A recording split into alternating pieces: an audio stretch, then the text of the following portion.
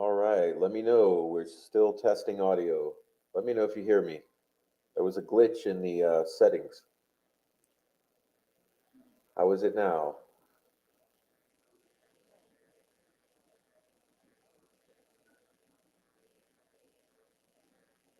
How is it now? Good now. Thank you. Okay, yeah, there was a glitch in the settings there. So I had to shut down the audio and restart it. And thank you for letting me know. Let's see what we got here. So we're going to say hello to everyone in the chat before we get started. Rachel D, welcome in and thanks for becoming a member. Thank you, Rachel. Pam Sheehan, thank you for being here. Lisa Marie Presley, and welcome back in, Kenneth. Been a long time no see. Welcome in, Kenneth. Who else we got here? Precascent, welcome in, Precascent. Have a safe drive home. Noe at Venue 3, welcome in, Noe. All right. All right. Amy, thank you, Amy, for the flowers and welcome in. All right. And welcome in everyone who is watching and not in the chat. We appreciate you for being here. We have a lot to do today, so we'll get on into the hard work and chat afterwards. Elenia, thank you for letting me know you can hear me, and welcome into the chat. Delphi After Dawn, welcome into the chat. And Sherlock Kendra, TC Goth, welcome in, Sherlock Kendra. All right. Noe, everyone, speak up. That's about the best I can do, Noe. All right, so tell you what. Kenneth says I've been going through chemo, but still trying to follow. God bless you, Kenneth, and good luck with that.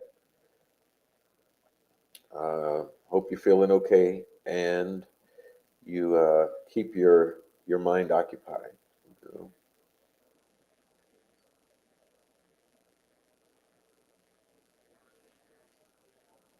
All right. All right. Yes.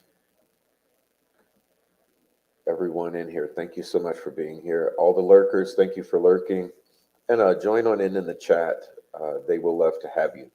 Now, please be mindful of the fact that while I am reading this extremely long document, I won't really be interacting with the chat because I have to get through all this reading.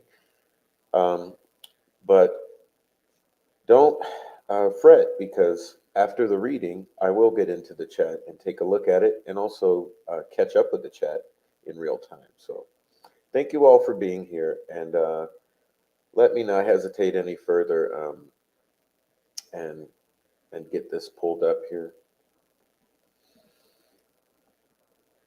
Now, honestly, I'm not very excited about reading this tonight. Um, this is part of the document I'd like to skip and not read, but I think we owe it to ourselves to take a close look at it. So we'll read through it and get through it. So I won't delay any longer.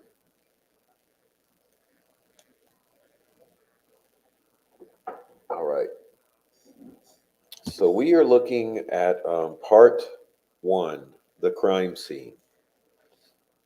And again, apologize if I don't keep up well enough with the chat. I will try to. I mean, with the page turning, I will try to.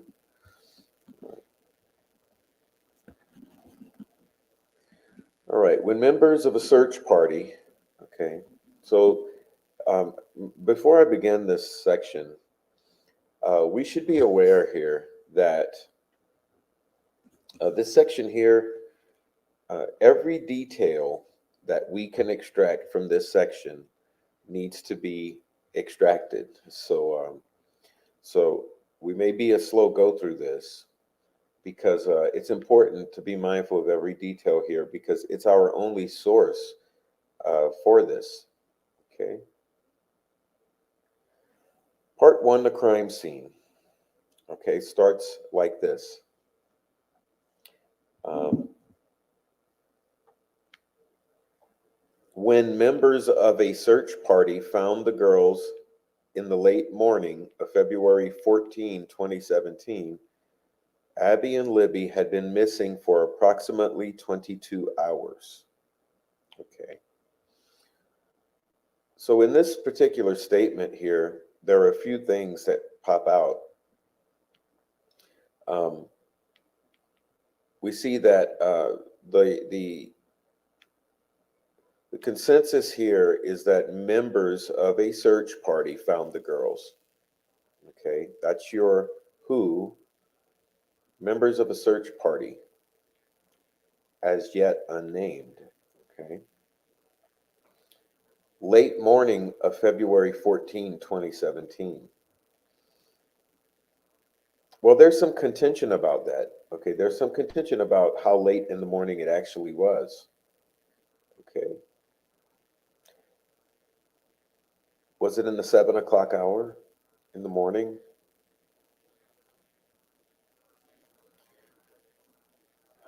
And it says they had been missing for approximately 22 hours. Okay, so here we're taking to account the 22-hour time frame is according to witness testimony being the sister of the victims, of one of the victims. It may have been more than 22 hours, but what is stated here is they had been missing approximately 22 hours, according to the family, is the way that I would parenthetically amend that. The scene was ghoulish. Okay.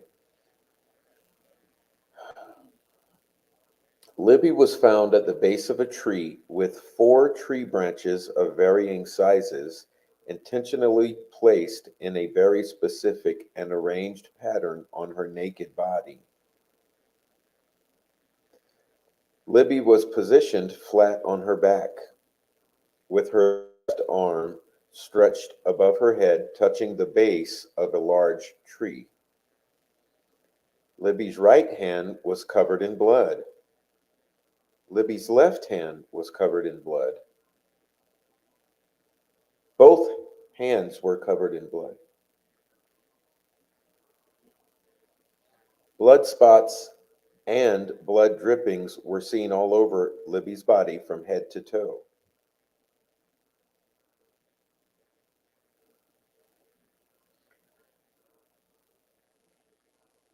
Libby's right arm was placed alongside of her body.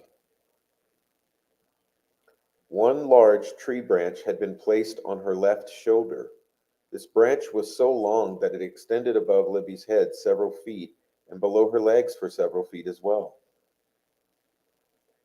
2 smaller branches formed a V where her legs joined her body. With both sides of the V extending upward toward Libby's head, with one branch extending to the left of Libby's head and the other to the right of Libby's head. The last of the 4 branches extended across Libby's body on a line from her right shoulder to her left shoulder. This 4th tree branch also connected with the other 3 branches and was placed under both branches that formed the V. Libby's sliced neck was partially covered by this 4th branch. There appeared to be no blood sprayed or dripped onto the leaves or the tree near Libby's head and sliced neck. It appeared likely that Libby had been killed at a nearby tree, then dragged to her final resting place, where she was then positioned for having the tree limbs, before having the tree limbs placed on her in a very specific pattern.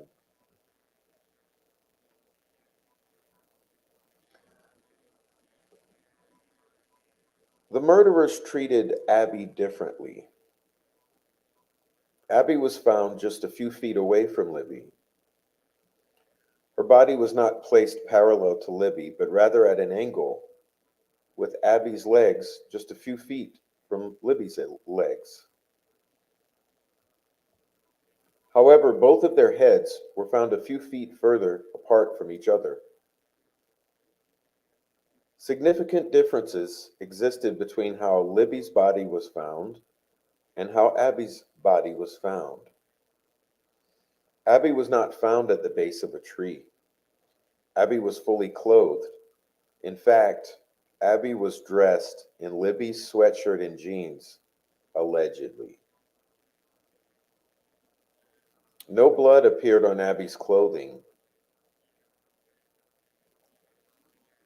No blood appeared on Abby's clothing,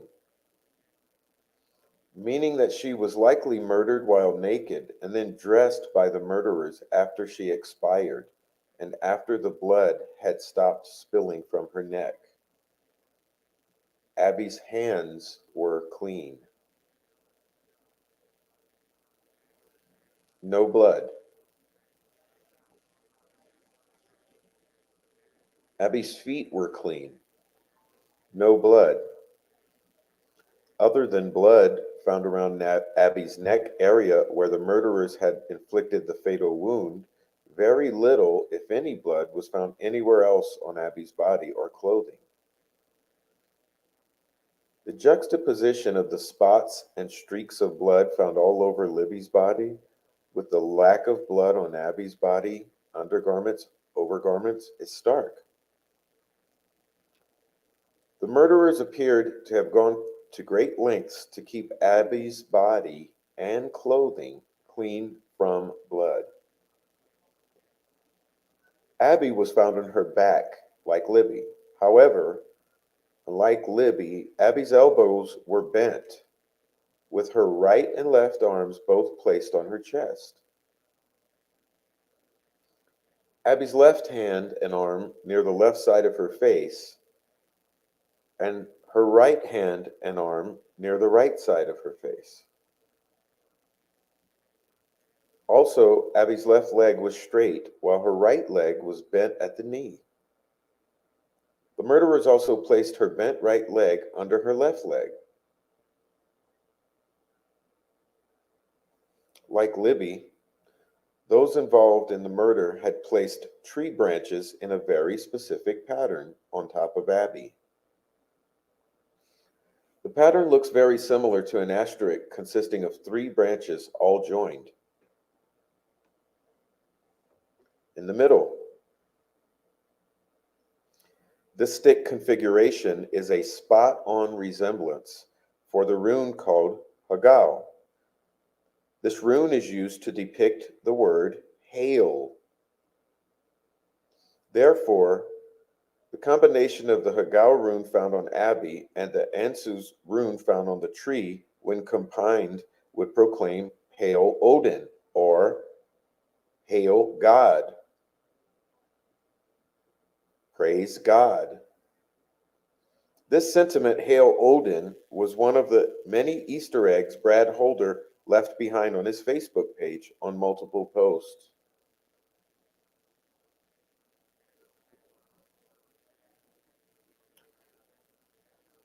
At least one of the tree branches appears to have been cleanly cut by some instrument, like an electric saw, rather than split or broken by hand, indicating that this was a preconceived plan.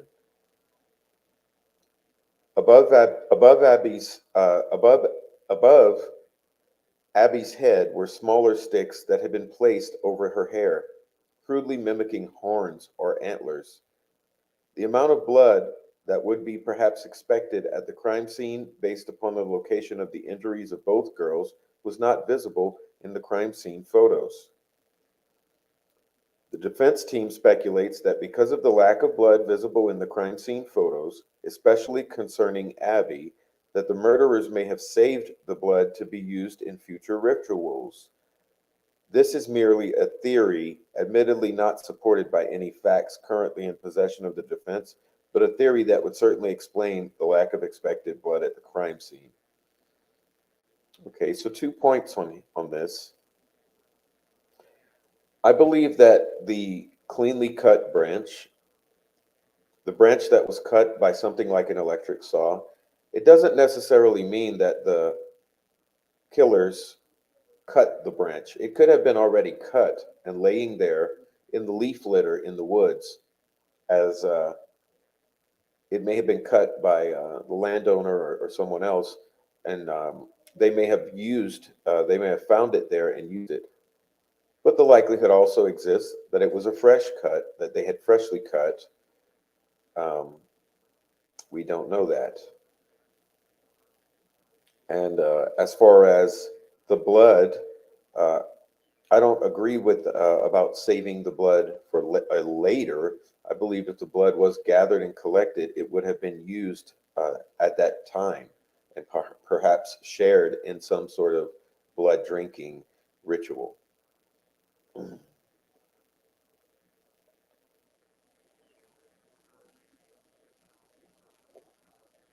The defense has provided the court with 12 crime scene and autopsy photographs, marked Exhibits 5 to 16 as confidential.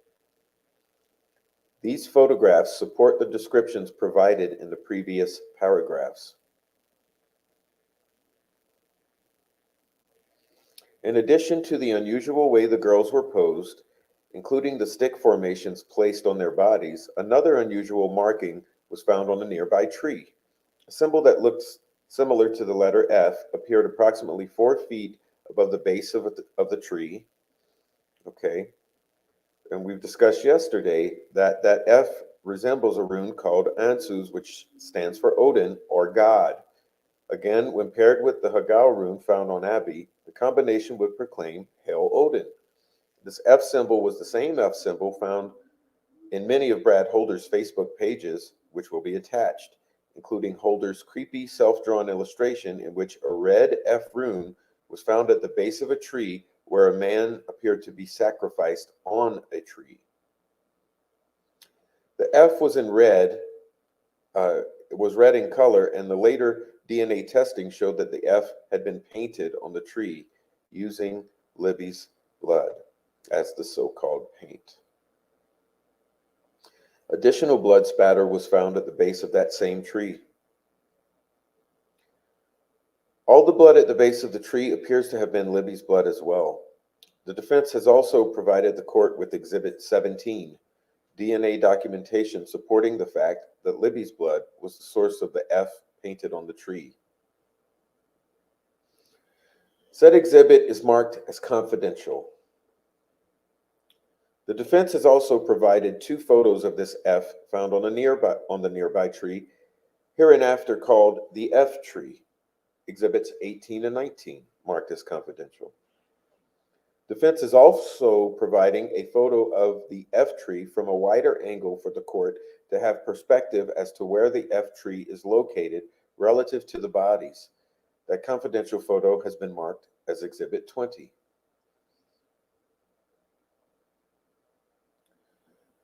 Under Abby's left lower back, a shoe was found.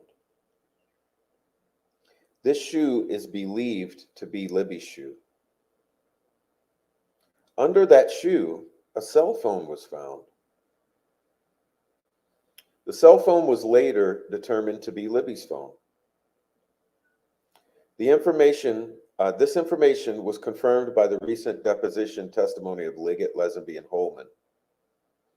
According to recent depositions taken of Sheriff Liggett, the famous video of the person that many people call Bridge Guy was found on this phone. Additionally, allegedly found between the 2 girls buried under the leaves and dirt was a single bullet. Now, it is my opinion that that phone was planted there under that tree, under that shoe, under the victim, with an image that was photoshopped and planted onto the phone to throw off investigators. Think how unlikely it is that that phone would be under a shoe, and that that shoe and phone would be under the back of the body of the victim, who is posed in a very odd manner and then had tree branches placed on top of her, which um, could be interpreted as a rune meaning hail. Remember that both of the girls are arranged in the shape of a V, and that the sticks on Libby's body are arranged in the shape of a V. So we have two V's. We have hail, Odin, or God.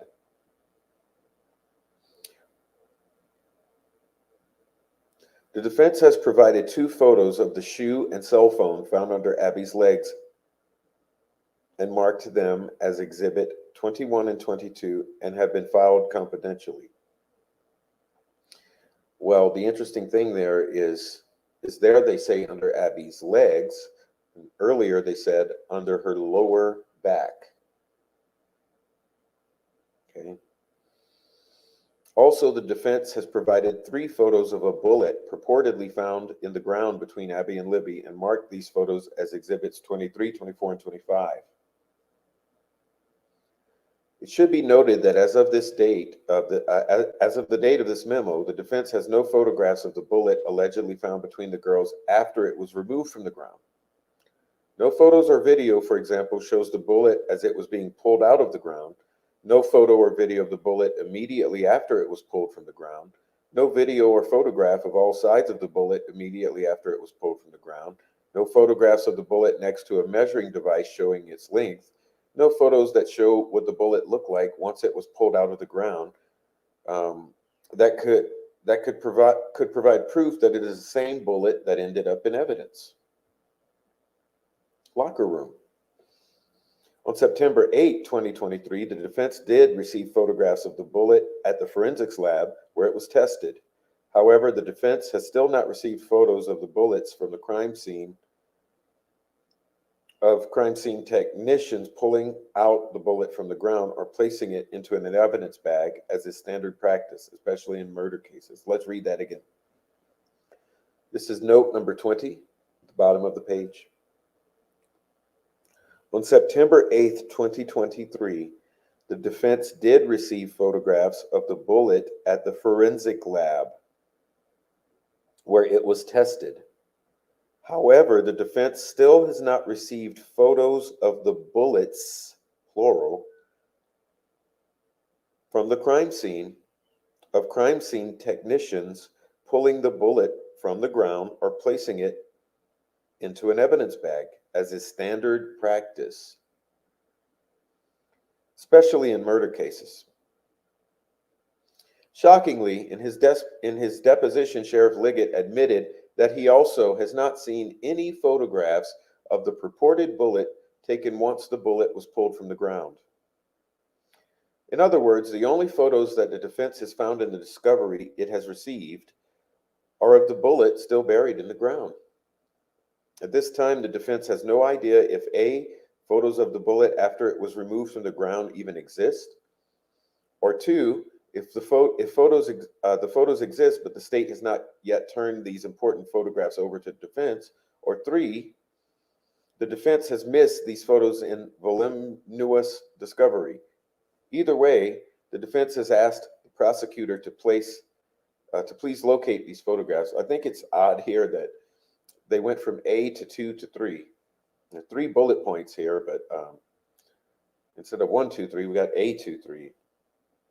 Some little typos. Okay. One man alone completed all these tasks in less than 1 hour and 17 minutes. Liggett says one thing publicly, but another thing privately to his law enforcement friends. Odd, isn't it? Publicly, Liggett has claimed under oath that one single solitary person was responsible for abducting and murdering the girls, and that is Richard Allen.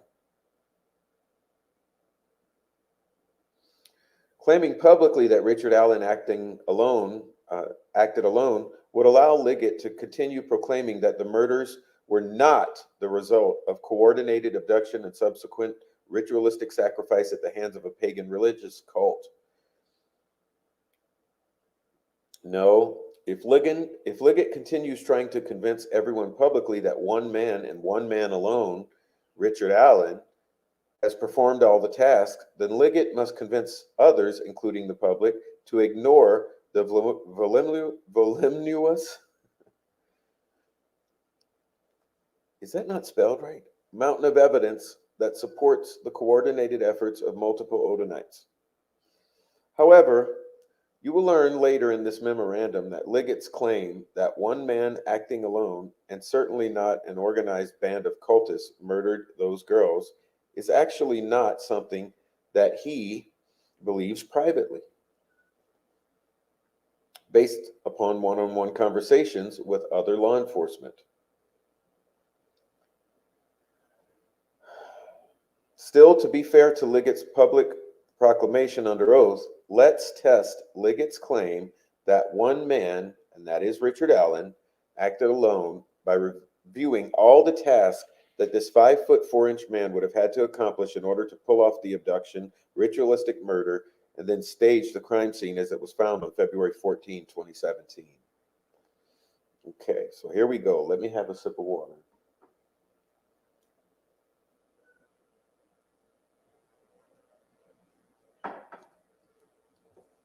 Okay, we will go through these quickly. This one man would have been solely responsible for marching Abby and Libby down a steep hill. This one man then would have had to march both girls through the woods for some distance. At some point in time, this single solitary man would have had to cross a cold river whose depth was nearly 3.5 feet. At this depth, if the water were only 2 feet higher, Richard's whole body would have been completely immersed from head to toe. With the cold river water rising well above his waist, this man acting alone has to worry about himself crossing the rushing river while also trying to corral two girls, keeping them from running or screaming, knowing that houses were not far away.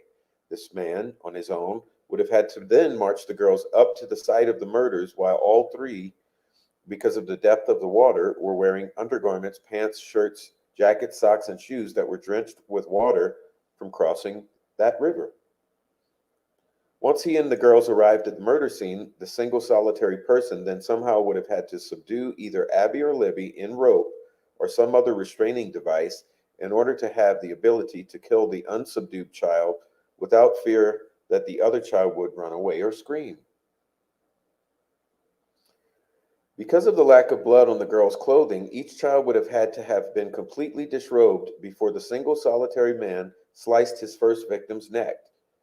So the man acting alone either asked each child to disrobe or he assisted in the disrobing.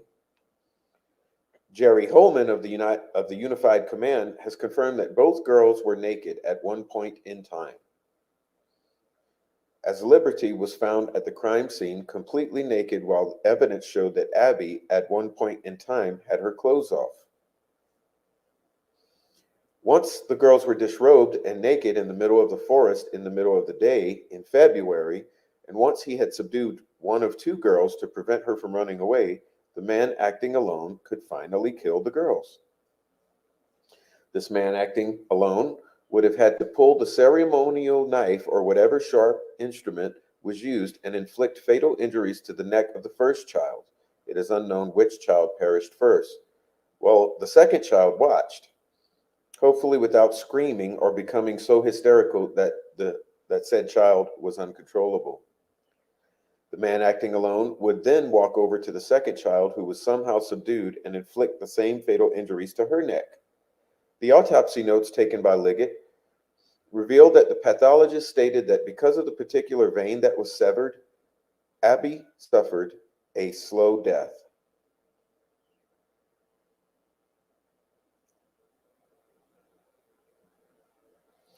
To give Liggett as much additional time needed to sell his preposterous story that one man committed all of these tasks in a short period of time, in the middle of the day on a freezing February day, we will presume that this one man acted alone.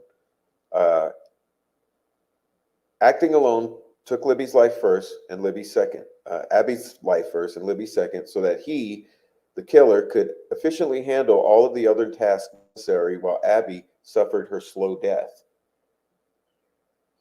Additionally, even after Abby finally would have died, the man acting alone would have had to then wait enough time so that the blood escaping from Abby's neck would stop flowing, as there was little to no blood found on any of the clothing Abby was wearing other than around the neck area, both undergarments and outer garments, meaning that the single solitary man likely clothed Abby's dead body after the flow of blood had ceased.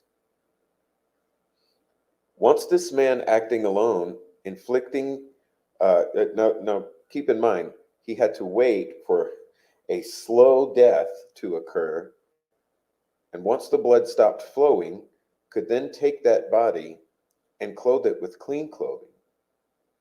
Waiting the whole time. Why wait?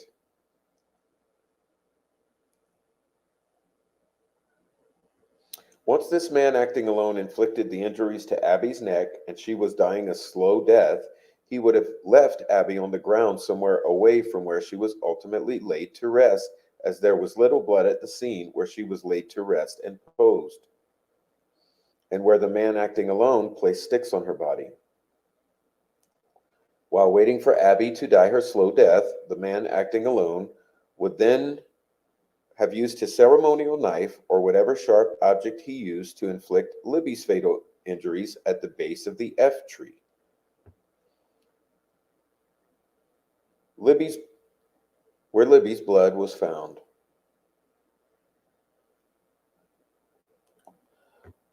While one, waiting for Abby to die her slow death, and then two, while waiting for the blood to stop escaping from Abby's fatal injuries, this man acting alone would then grab Libby's body from the F tree,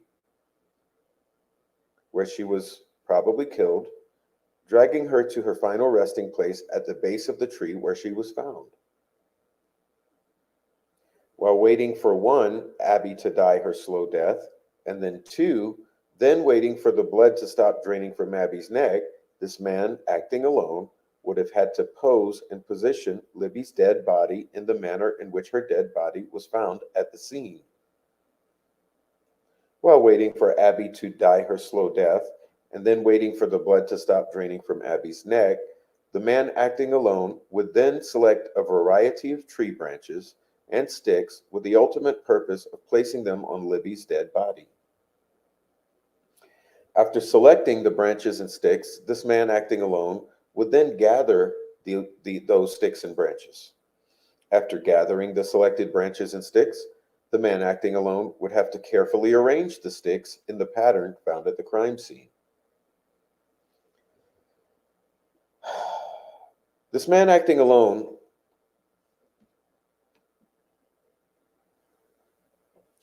would have to take the largest and longest of the branches and use all his dexterity to lift that large branch over Libby's left shoulder next to her head. Next, the man acting alone would have had to take in a smaller stick and placed it under Libby's neck on a straight line from Libby's right shoulder to left shoulder, but over the previous laid out large branch that the man acting alone had placed over Libby's left shoulder, described in 14a. Next, the man would have had to grab one of the longer sticks and place it on Libby's right thigh. This stick would then be placed alongside the right side of Libby toward her head, but over the shorter stick discussed in 14c above. This stick, starting near Libby's legs, would then form the right half of the V along with the stick discussed in 14d. Next, in order to form what can be described as a V, the man acting alone would take another stick, place it on Libby's left thigh, and connect it with the stick described in 14c to form the base of the V. Then this man would run that stick essentially along the left side of Libby's body over the large tree branch that is mentioned in 14a. This stick placed on Libby's left thigh would also connect with and in fact may even be attached to, as the photo makes it hard to tell, the stick described in 14b. At some point in time, once the blood draining from Abby's neck had stopped, this man, acting alone, would then have to gather the discarded clothing from both girls. This man would then have to redress Abby's dead body, starting with the undergarments Abby was wearing, without leaving any blood, his, Abby's, or Libby's, on the undergarments, except around the neck area where Abby had been mortally wounded. This man, acting alone, would have to use his dexterity to lift Abby's dead body, to maneuver the first bra onto Abby's dead body. Abby was wearing two bras. The first bra on top of Abby's skin, but under the second bra was a traditional looking black bra. This man, acting alone, would then have to use his dexterity to lift Abby's body in order to maneuver the first bra under her back. This man, acting alone, would then have to use his dexterity to secure this black bra onto Abby.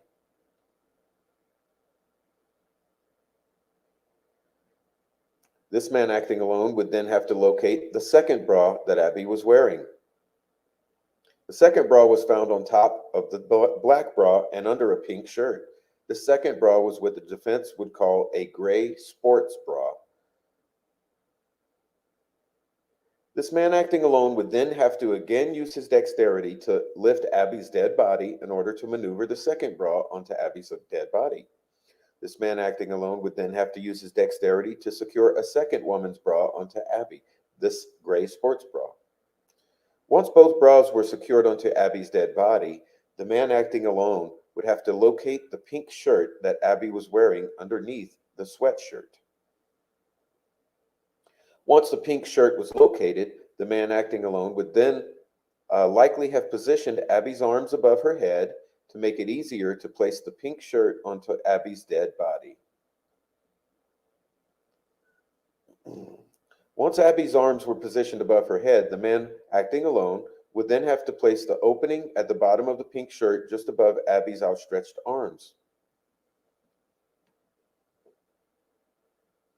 Once the bottom opening of the pink shirt was positioned just above Abby's outstretched arms, the man, acting alone, would have to use his dexterity by lifting Abby's left arm and placing it into the pink shirt. Once the man, acting alone, maneuvered Abby's left hand and left arm through the bottom of the pink shirt, he would have to use his dexterity to move Abby's left hand and left arm toward the left armhole of the pink shirt. Once the man, acting alone, had used his dexterity to maneuver Abby's left hand and left arm toward the left armhole in the pink shirt, he would have to use his dexterity to pull the left arm through the left armhole on the pink shirt. Once the left arm was successfully pulled through the left armhole of the pink shirt, the man, acting alone, would have used his dexterity by picking up Abby's right arm and placing it in the bottom entry hole of the pink shirt. Once the man, acting alone, had used his dexterity to maneuver Abby's right hand and right arm towards the right armhole in the pink shirt, he would have had to use his dexterity to pull the right arm through the right armhole in the pink shirt. Once the man, acting alone, had successfully maneuvered Abby's right arm and left arms through the armholes, he then would have had to use his dexterity by using one hand to lift up the upper portion of Abby's body, while using the other hand to pull the pink shirt toward Abby's midsection until the shirt was properly dressed on Abby. Additionally, the man, acting alone, while using his one hand to pull that pink shirt toward Abby's midsection, would have had to lift Abby's body high enough off the ground to avoid getting any dirt on the pink shirt, as the photographs show that the pink shirt was clean.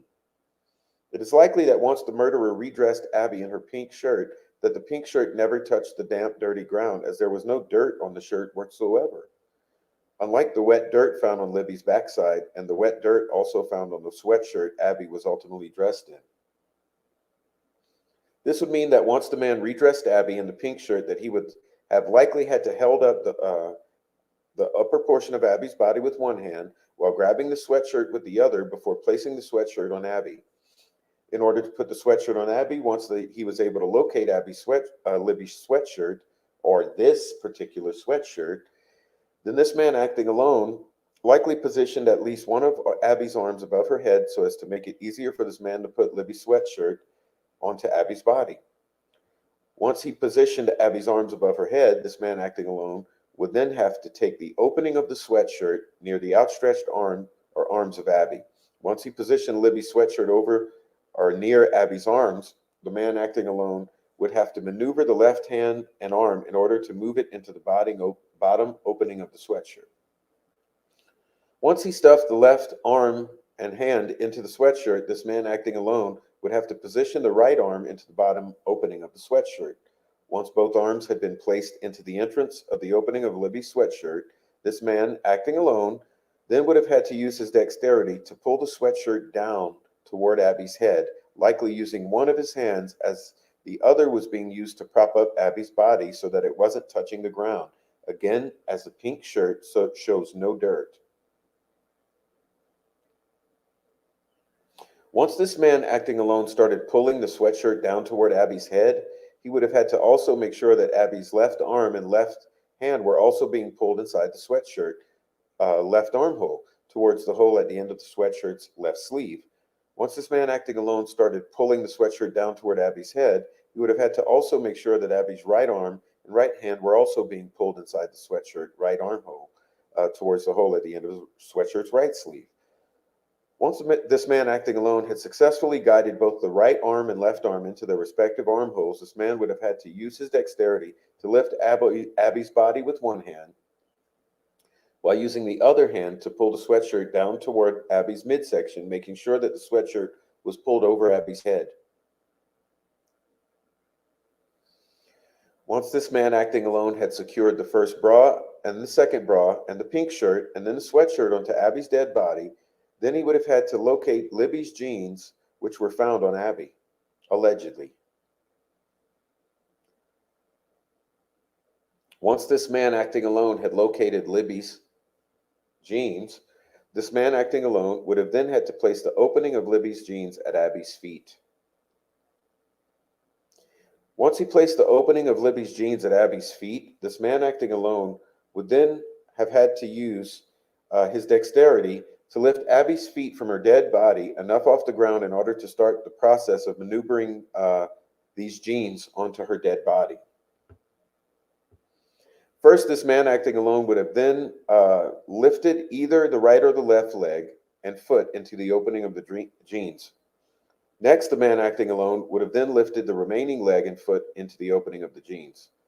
Once he was able to position Abby's feet, both of them, into the feet openings of Libby's jeans, then this man acting alone would have had to use his dexterity to lift Abby's hips and legs in order to maneuver the jeans up Abby's dead body. Once the man acting alone was able to maneuver the jeans several inches toward Abby's midsection, he then would have to continue to readjust by lifting the body with one hand while grabbing the jeans and pulling them toward Abby's midsection with the other hand. This man acting alone would continue this adjustment and readjustment using both of his hands until the jeans were completely on Abby's dead body. And any of you who have ever put on tight jeans, you know how it is. Okay, it's difficult to put on jeans, especially dealing with dead weight.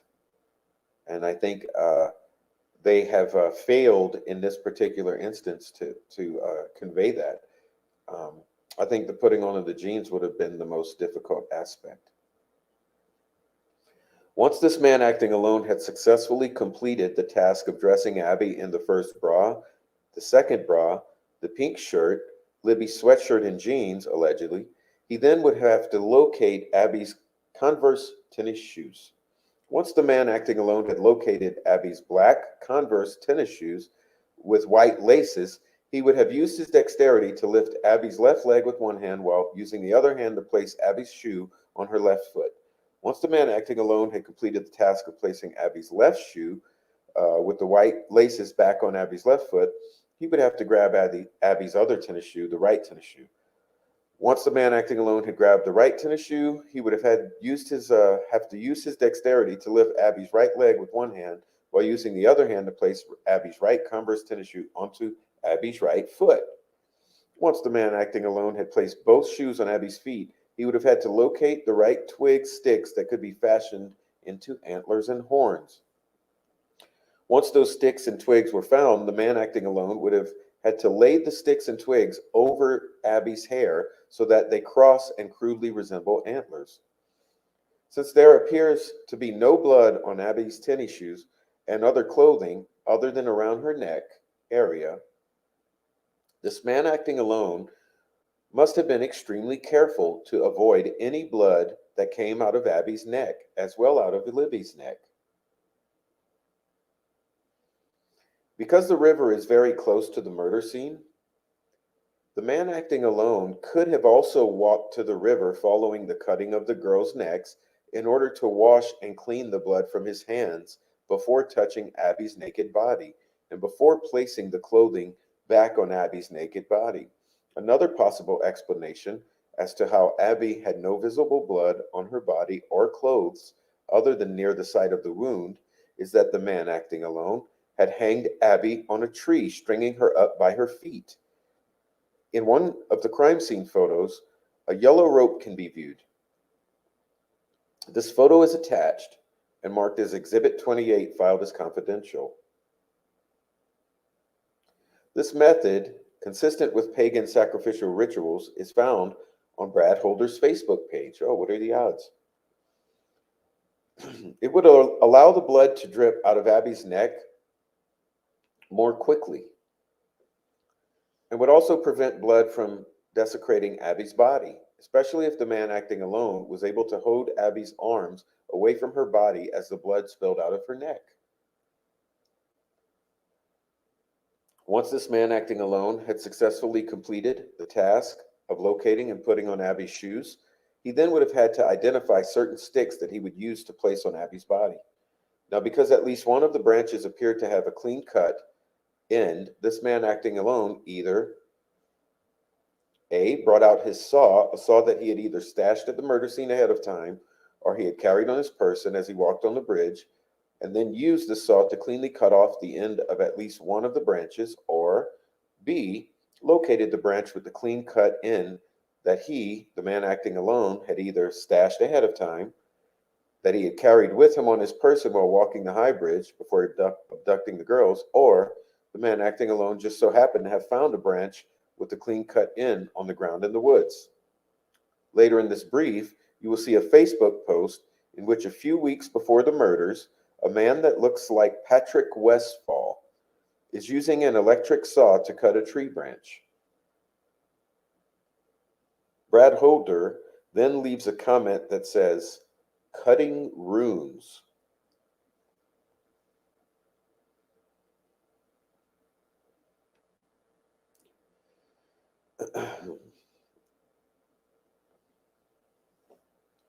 Once the man acting alone had positioned Abby's body in a way that he desired, then the man could commence placing the sticks on Abby's body. First, the man acting alone would have grabbed the largest and longest of the branches and placed it diagonally from the bottom of Abby's body, beginning below the right leg, over Abby's midsection, then over Abby's left shoulder. This branch was so long that it covered a few feet below Abby's right leg and a foot or so to the right of Abby's head. Once the man acting alone placed the first larger branch across Abby's body, then he would have had taken the second shorter stick and placed it on a line for the most part between Abby's right and left shoulders and over the neck. Once the man acting alone was through placing the stick described in paragraph 75, he finally would have laid the last stick on a line along the left side of Abby's body toward the middle of her head, with all three sticks intersecting at the same exact location on the left side of Abby's body. Once the man acting alone had finished placing sticks and branches on Abby's body in a specific way that he desired, he would have then had to place the rune on the tree where Libby had likely been slayed. The man acting alone would have had to have taken some of the spilled blood from Libby and dipped his finger into it, And the man acting alone would have dipped his hand or some other object into her blood and would have then walked away from the bodies and toward the tree where Libby had been allegedly slayed. Once there at the tree where Libby had allegedly been slayed, the man acting alone would have taken his finger dripping with blood or the tool dripping with blood and would have painted a line maybe a foot long straight down the tree trunk, about 4 feet above the ground. Now this is a very long line, a foot long.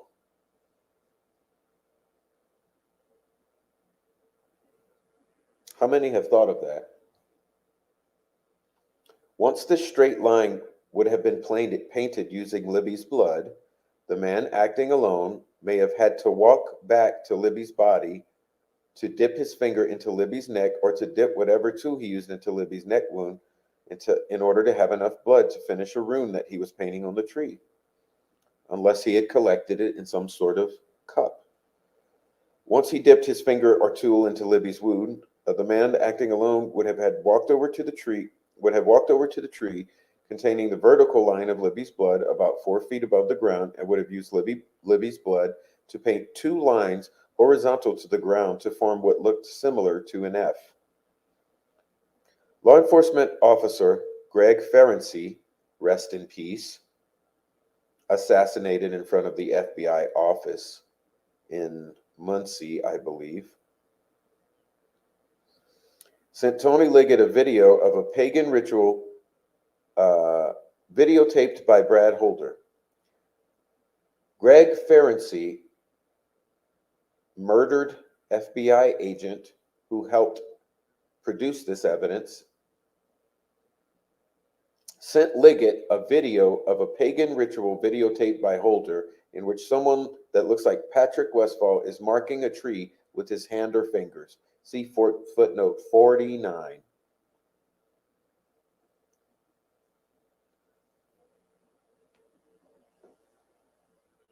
Once the painting of the rune on the tree was completed, using Libby's blood, the man acting alone would now locate certain clothing items that he did not place on Abby, but were still on the ground, including Abby's jeans. Once he located those certain clothing items, he would gather them. Once the man acting alone gathered the remaining clothing items, he would leave the immediate area around the crime scene and walk to the river. Once the man acting alone reached the river, he would toss these clothing items into the river. Clothing from the girls was found in Deer Creek.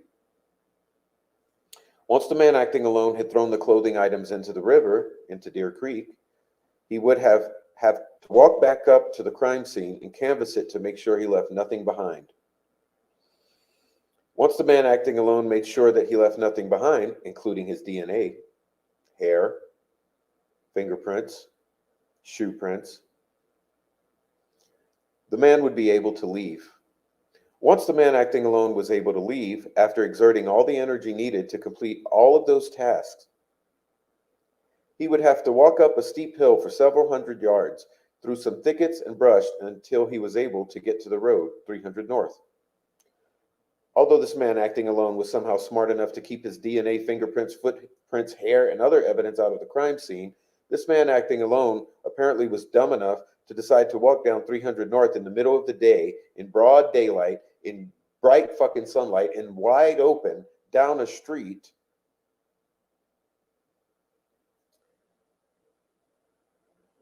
headed west, easily visible to the public, to the family, to the mirrors, and easily visible to anyone driving a vehicle on 300 North, like Sarah Carbo.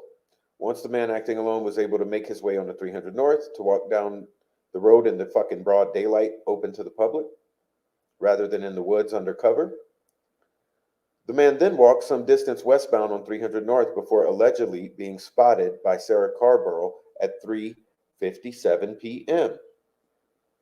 One man, 5'4" in stature, handled all these tasks. Richard Allen. From the abduction at the High Bridge to the crossing over the cold fucking flowing river to subduing one girl while the other girl was killed, to the killing of the second girl, waiting while Abby died a slow death and bled out, then clothing Abby very fucking cleanly with very little to any blood transfer on said clothing. The arrangements of the sticks into runes that have meaning, and in shaping the both the girls into the shape of a V, and the sticks on Libby's body into the shape of a V. Does that stand for Vinlanders?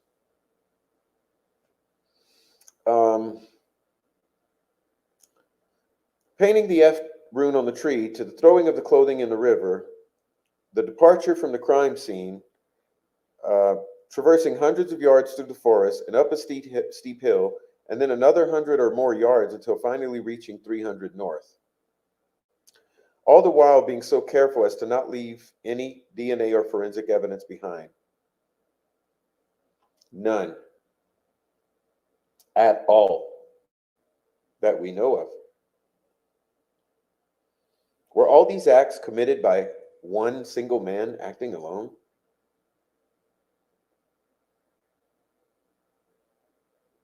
All these things occurred between 17 minutes and 1 hour and 17 minutes after the girls heard the phrase down the hill at approximately, allegedly, 2:13 p.m. Again, Jerry Holman testified in his deposition that investigators estimated the time of death as occurring somewhere between 2:30 and 3:30 p.m.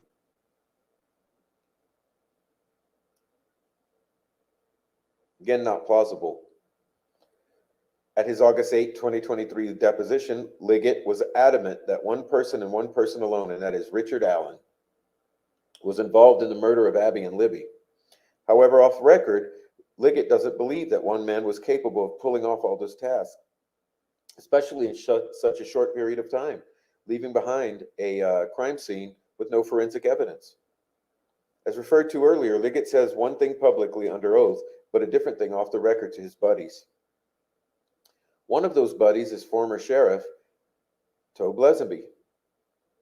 The day after Liggett's August 8 deposition, Tobe Lesenby was subject to a deposition.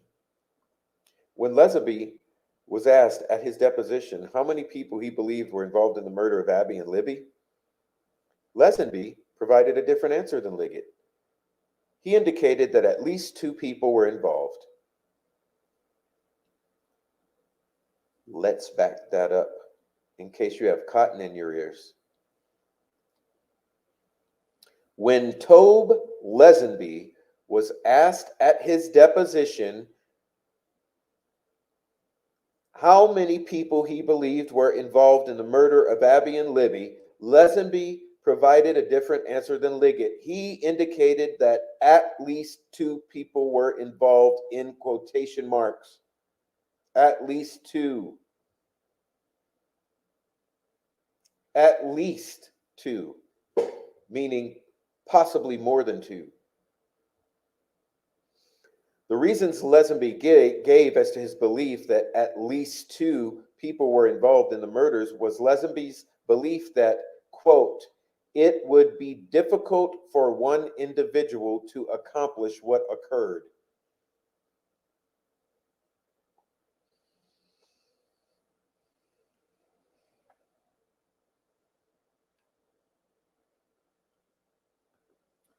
When asked if any other law enforcement officers shared this perspective, Lesenby provided a surprising answer based upon what Liggett had testified under oath the fucking day before. Yes, at least one other law enforcement officer believed multiple people were involved in the murder of Abby and Libby. Tony Liggett. According to Lesenby's own sworn statement, it was common for he and Liggett to have one-on-one conversations, and that Liggett definitely believed that more than one person was involved.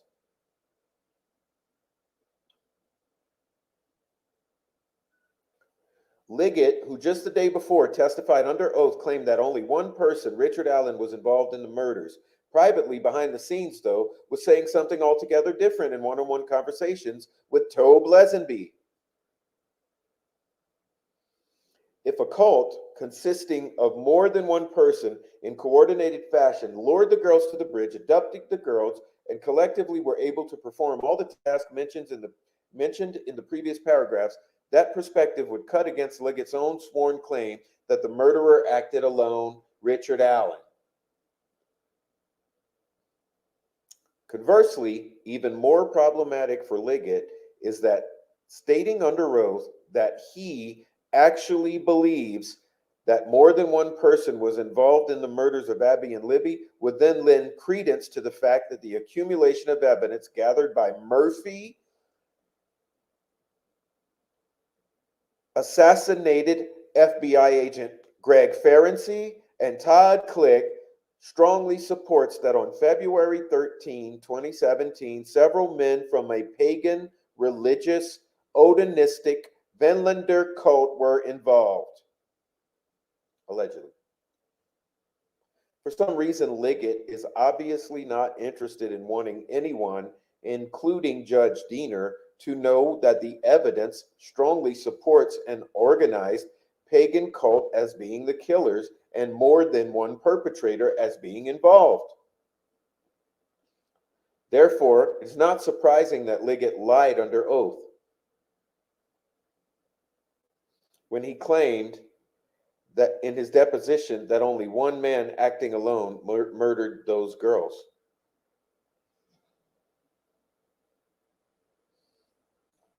If Liggett had told Judge Diener that he believed that multiple people were involved in the crime, and if Liggett had also provided Diener with a massive amount of missing details of the Odinite connections and involvement that were produced by Mr. Ferenczi, rest in peace, then there's no way Diener would have or should have signed that search warrant. This court will be considering whether Liggett intentionally or recklessly concealed information and intentionally fabricated facts in his affidavit for a search warrant. Liggett's duplicity under oath about the number of people where he felt were involved in the murders is just one of the many reasons to support the belief that Liggett intentionally concealed evidence and fabricated other evidence in his sworn affidavit. And remember, he misrepresented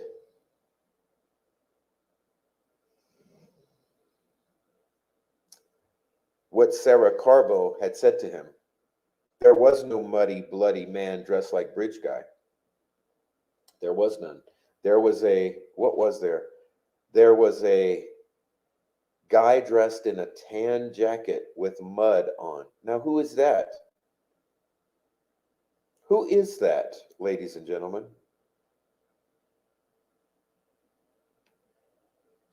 Who did she see covered in mud wearing a tan jacket?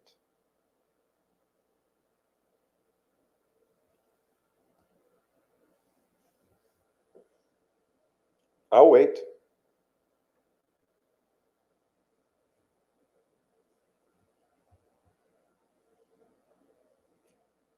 That Liggett lied under oath.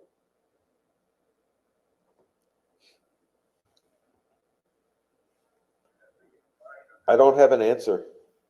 I don't know who she saw, but who did she see?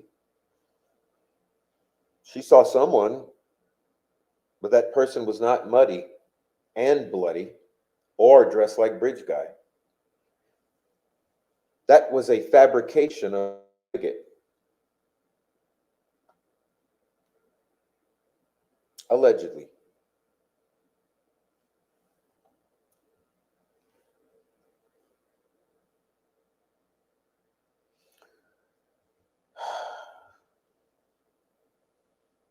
All right. Tell you what, give me a 1 minute break to take care of some business, and I will be back. Give me one moment.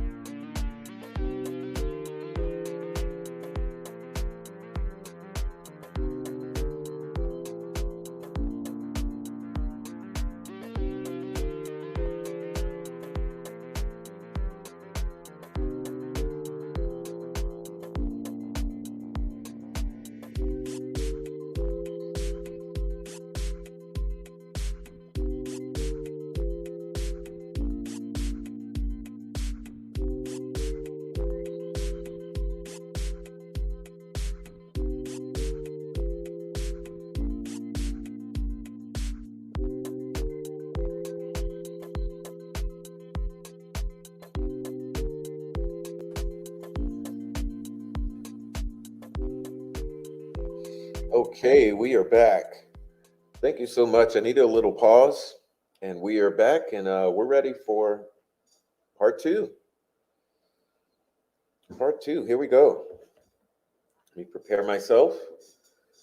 Thank you, everyone, for sticking around. While we're getting ready for part two, please go and hit the like. Please hit that thumbs up. Please hit that thumbs up. Please go subscribe to the backup channel. Please, someone post that backup channel in the chat. If you want to donate to the channel, please check out Buy Me a Coffee. Check out the super chats. Check out the memberships. There are all ways you can support the channel. Subscribing to the backup channel is supporting, watching the content, and joining the chat and conversing with your community members in the chat are all wonderful ways. And as soon as we're done with our reading section, we will go into discussion with the chat. So please stick around and join the chat. Introduce yourselves to each other. If you are first-time chatters, come on into the chat. All right, so let's get ready. Let's get started. Part two. Feeling a lot better. I didn't like going through that part. Crime scene. Thank you so much for sticking with me, guys. Appreciate that. Like I said, please hit the thumbs up, subscribe to the backup channel, become a member. All right, let's see. Part two, the evidence that connects the Odinites to the murders. Marked as Exhibit 29, defense has provided an infographic highlighting parties discussed in this section. Okay. What is Odinism?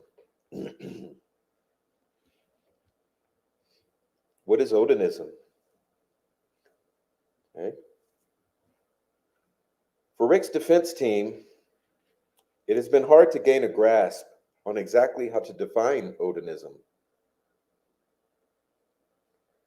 A March 15, 1998 article found in the winter issue of the Southern Poverty Law Center's hereinafter SPLCA Intelligent Report, identified as the nation's preeminent periodical monitoring the radical right in the U.S., said this about Odinism in 98, which is a long time ago.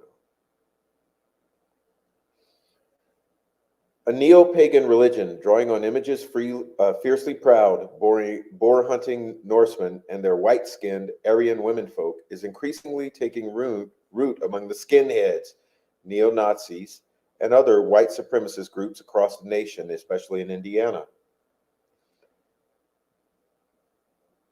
As a True leaders have opened prison ministries in at least 5 states recently, and that many jailed followers are heavily white supremacist. You know how it is in the prisons, it's racially divided. A leading proselytizer, imprisoned terrorist David Lane, has been writing prolifically, is that how you spell that? And influencing many to adopt his racist interpretations.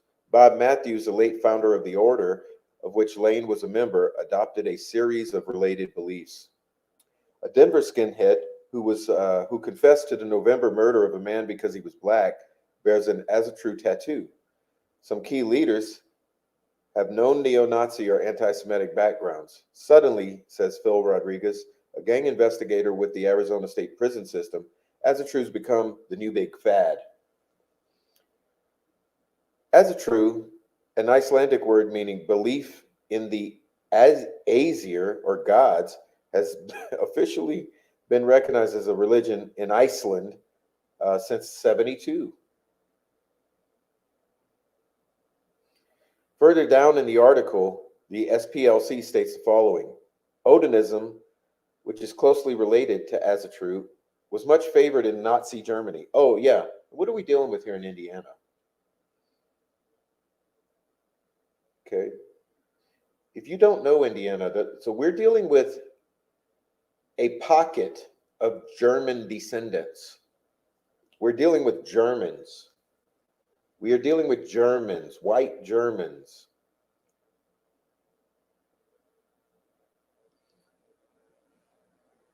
It was much favored in Nazi Germany.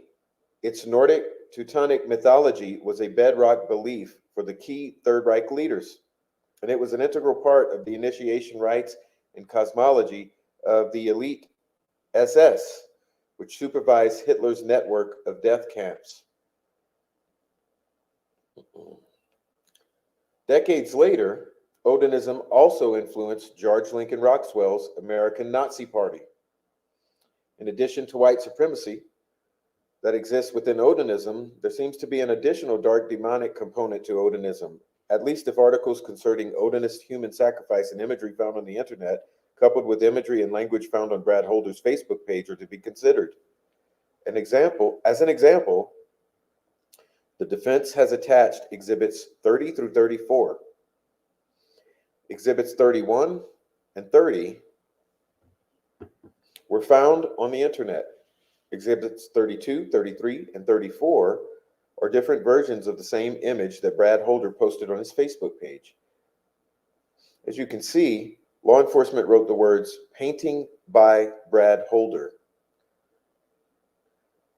Odin hanging from a world tree on Exhibit 34. This appears to be something that law enforcement would have used in a PowerPoint presentation. Additionally, Kevin Murphy, who was a state trooper that investigated the Odinist angle, said about Odinism. It seemed to me to border on almost a satanic type of worshiping, sacrificing, but I couldn't really wrap my brain around it. Exhibit 30 is an image from a website on Odinism of a man hanging upside down from a tree who has been sliced in the neck with blood dripping to the ground. This man's arms are posed similarly to Abby's at the crime scene. This man's legs are also posed similarly to Abby's at the crime scene. His left leg is straight and his right leg is bent at the knee. The only difference is that the man's right leg is placed over the left leg, while Abby's right leg was posed under the left leg.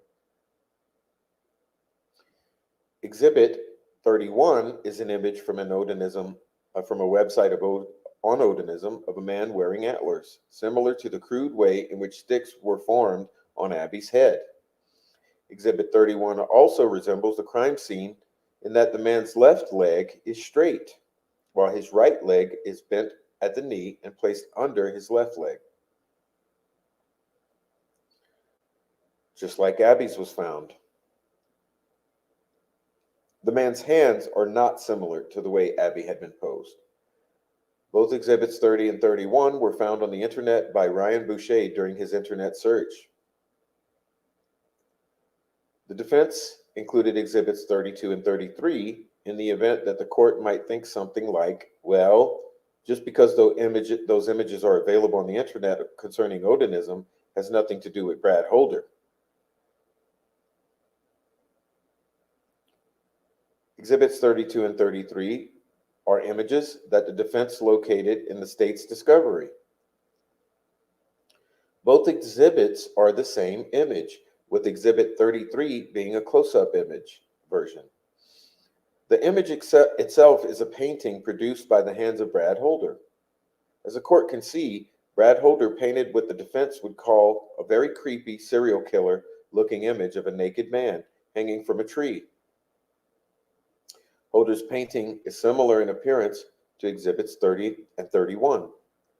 Also in Holder's self-made painting, you can see that just like Abby, the hanging man's right leg is bent at the knee, angled toward the man's straight left leg. Again, an overly inquisitive man down in Georgia, Ryan Boucher, began piecing all this together without even having the benefit of the crime scene photographs. Yet the unified command with the benefit of the crime scene photos apparently either incompetently or intentionally failed to piece together these images, which would have caused any curious investigator to continue pursuing Brad Holder as a suspect. Boucher's curiosity led him to continue his research into runes and Odinism. Boucher's research led to an article that is a primer for Odinist sacrifice. The defense attached this article by Daniel Bray entitled "Sacrifice and Sacrificial Ideology in Old Norse Religion." Within Bray's article, he discusses the history of human sacrifice to Odin that exists in the pagan Norse religion. Unified Command claims that Odinism was ruled out early because of the findings of a Purdue professor. However, Unified Command now claims that it can't remember the name of the Purdue professor. Early in the investigation, one of the investigators viewing the crime scene thought that it might be the work of Odinists practicing Odinism. This comes from Holman. Holman has forgotten which investigator it was. Early in the investigation, based upon the thought that Odinism may explain how the bodies were found and how the sticks were arranged on top of the girls, Unified Command sought out an expert. The expert was being sought in order to consider whether the crime scene was indicative of Odinism or some other cult. According to Holman, Sergeant Steve Buckley of the ISP was in charge of locating the expert. Allegedly, the expert Sergeant Buckley found was from Purdue. According to Holman, he doesn't know how the Purdue professor's background. He doesn't know the professor's background, but he studies the Norwegian Nordic culture that Odinism is. Quote. Holman admitted that he had never talked to this Purdue professor. He stated that Sergeant Buckley knew the Purdue professor's background, and furthermore, that Sergeant Steve Buckley was in communication with them.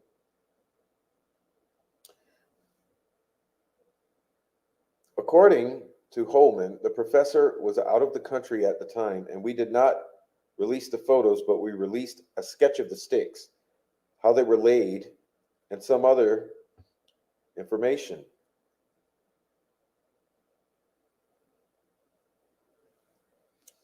Having reviewed everything, the professor concluded that it was not Odinism nor any type of cult worshiping or any type of group that would have conducted the crime. However, Holman told a different story to Trooper Roland Purdy concerning the conclusions of the Purdue professor. Purdy began assisting with the investigation in March 2017. However, the first time Purdy even heard the word Odin or Odinite was at least May or June of 2017. It's also important to note that the first time that Trooper Purdy heard the word Odin or Odinite wasn't even through Unified Command or any other law enforcement officer, but rather through Becky Patty.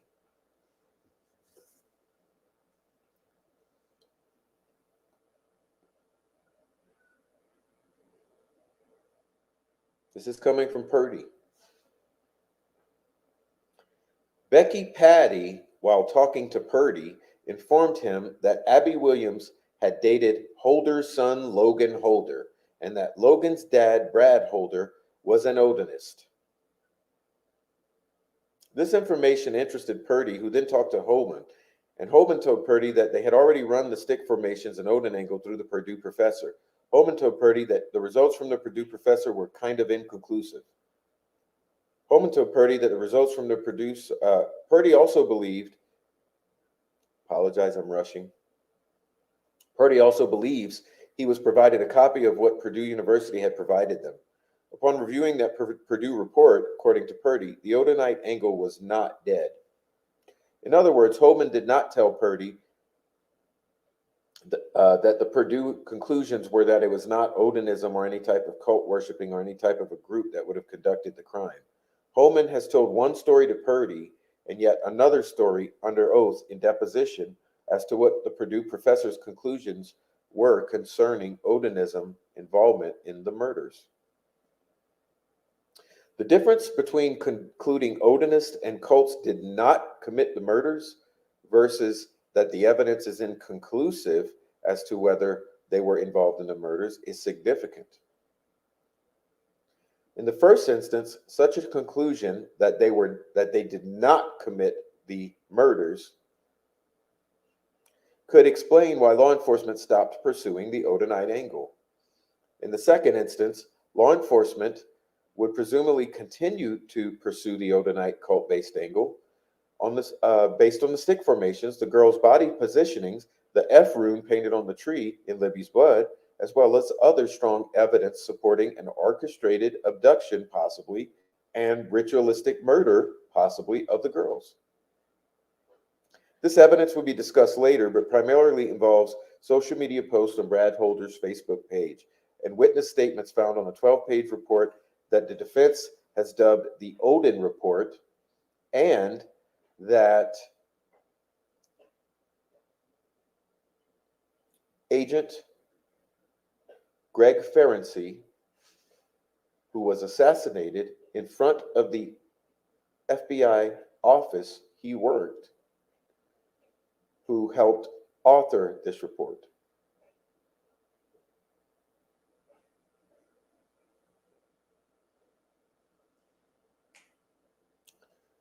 As stated earlier, both Lesenby and Liggett privately believed more than one person were involved in this crime, based upon how much work was needed just to leave the crime scene the way it was found.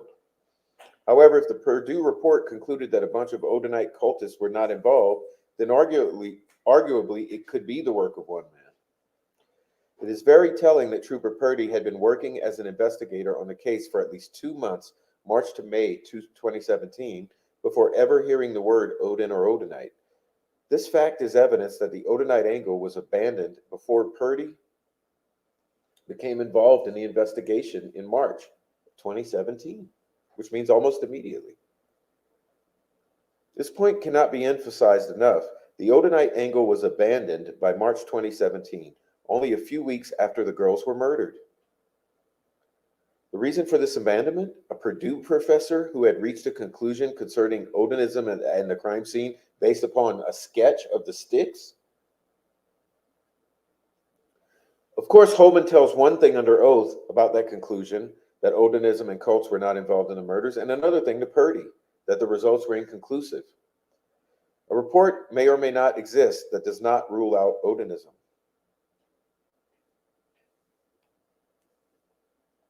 The best thing to do to figure out which version of Holman's story to believe, if either, is to go straight to the source, the Purdue professor, and to read the report that the Purdue professor prepared.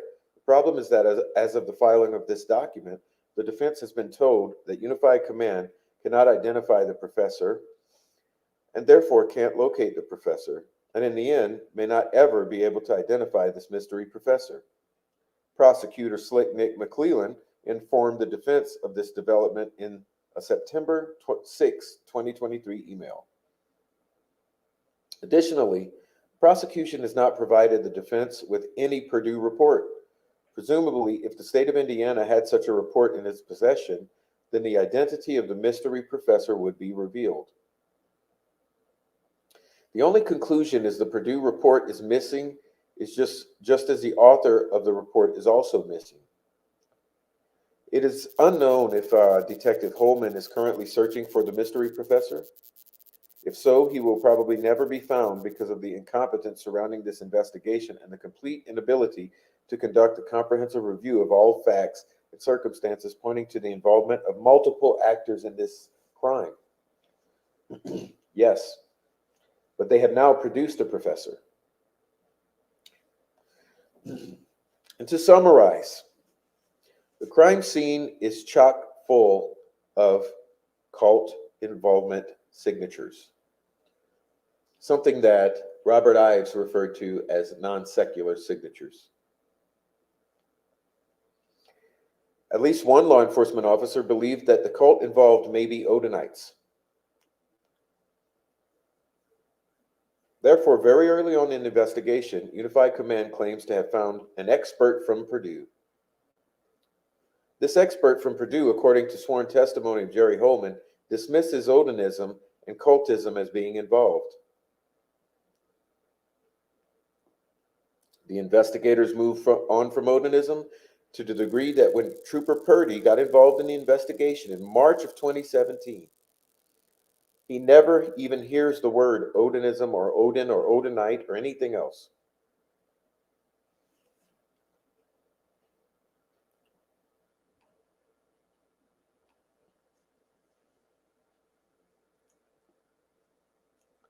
Now, this mystery professor can't be found. 2 young girls were brutally murdered, and an innocent man sits in Westville being mentally abused by Odinite guards, and Detective Holman can't even identify the Purdue professor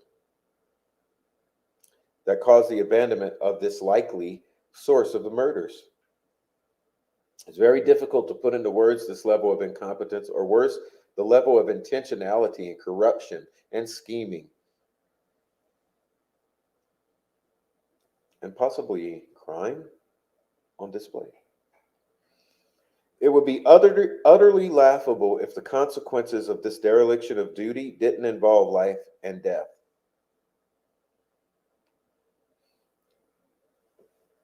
The life of Richard Allen and the deaths of Abigail Williams and Liberty German. These are the facts that greatly undermine the credibility of the entire investigation and are an embarrassment to the greater law enforcement community. It's an embarrassment to the entire law enforcement contingent of the United States of America and to the legal system of the United States of America. As stated previously, when determining whether a Frank's hearing should be granted, the court will be determining whether the actions of Tony Liggett, as alleged by the defense, were intentional or reckless. Was Liggett intentional or reckless? Well, he was intentional. He was intentional because obviously he intentionally put that PCA together. Okay? He intentionally put that PCA together and twisted the words of witnesses to fit his timeline and his concept and his narrative of what he wanted to happen. He was not reckless. He was intentionally acting to misconstrue to the judge what the actual circumstances were and what the actual witness testimonies were. Not only that,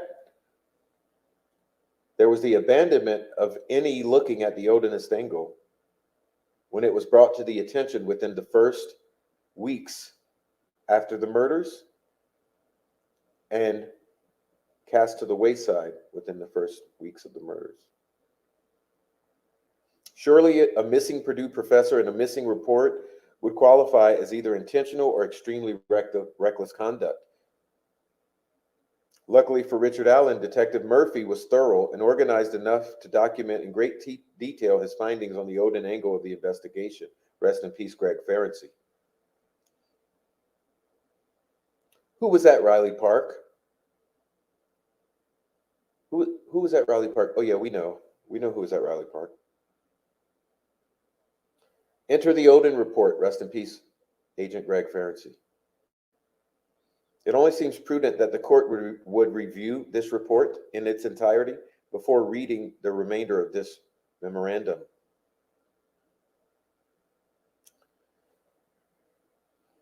A 12-page Odin report.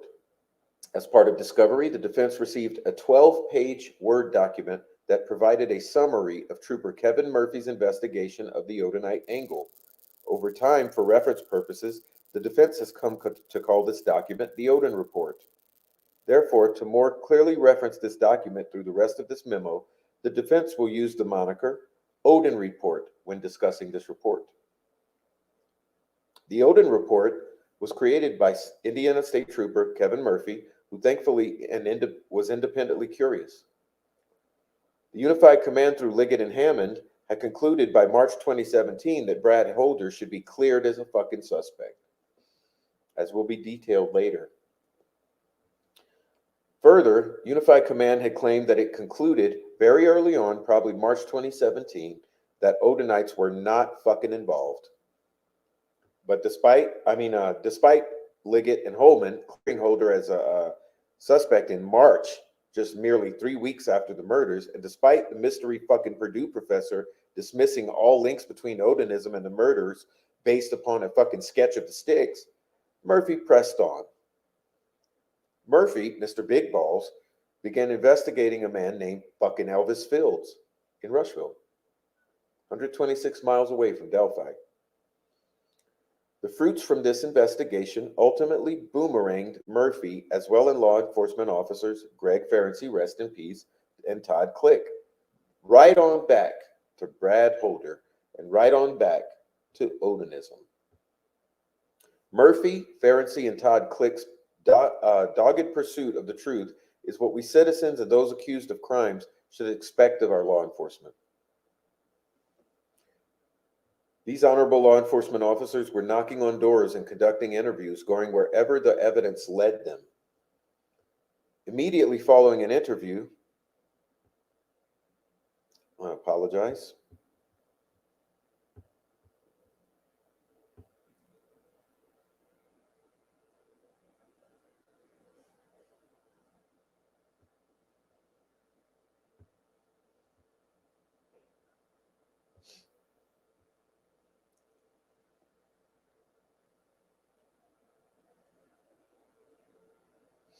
Immediately following an interview, Murphy would reduce key aspects of that interview into a Word document. Okay, so we're talking about this Odin report, okay? Immediately after any interview, Murphy would reduce the key aspects of that interview into a Word document. Over time, the Odin report grew from a single page, from his first interview with Mary Jacobs, to 12 pages, with the last pages used for summing up his thoughts from all that he had conducted. The defense has attached this document to this memorandum and marked it as Exhibit 36.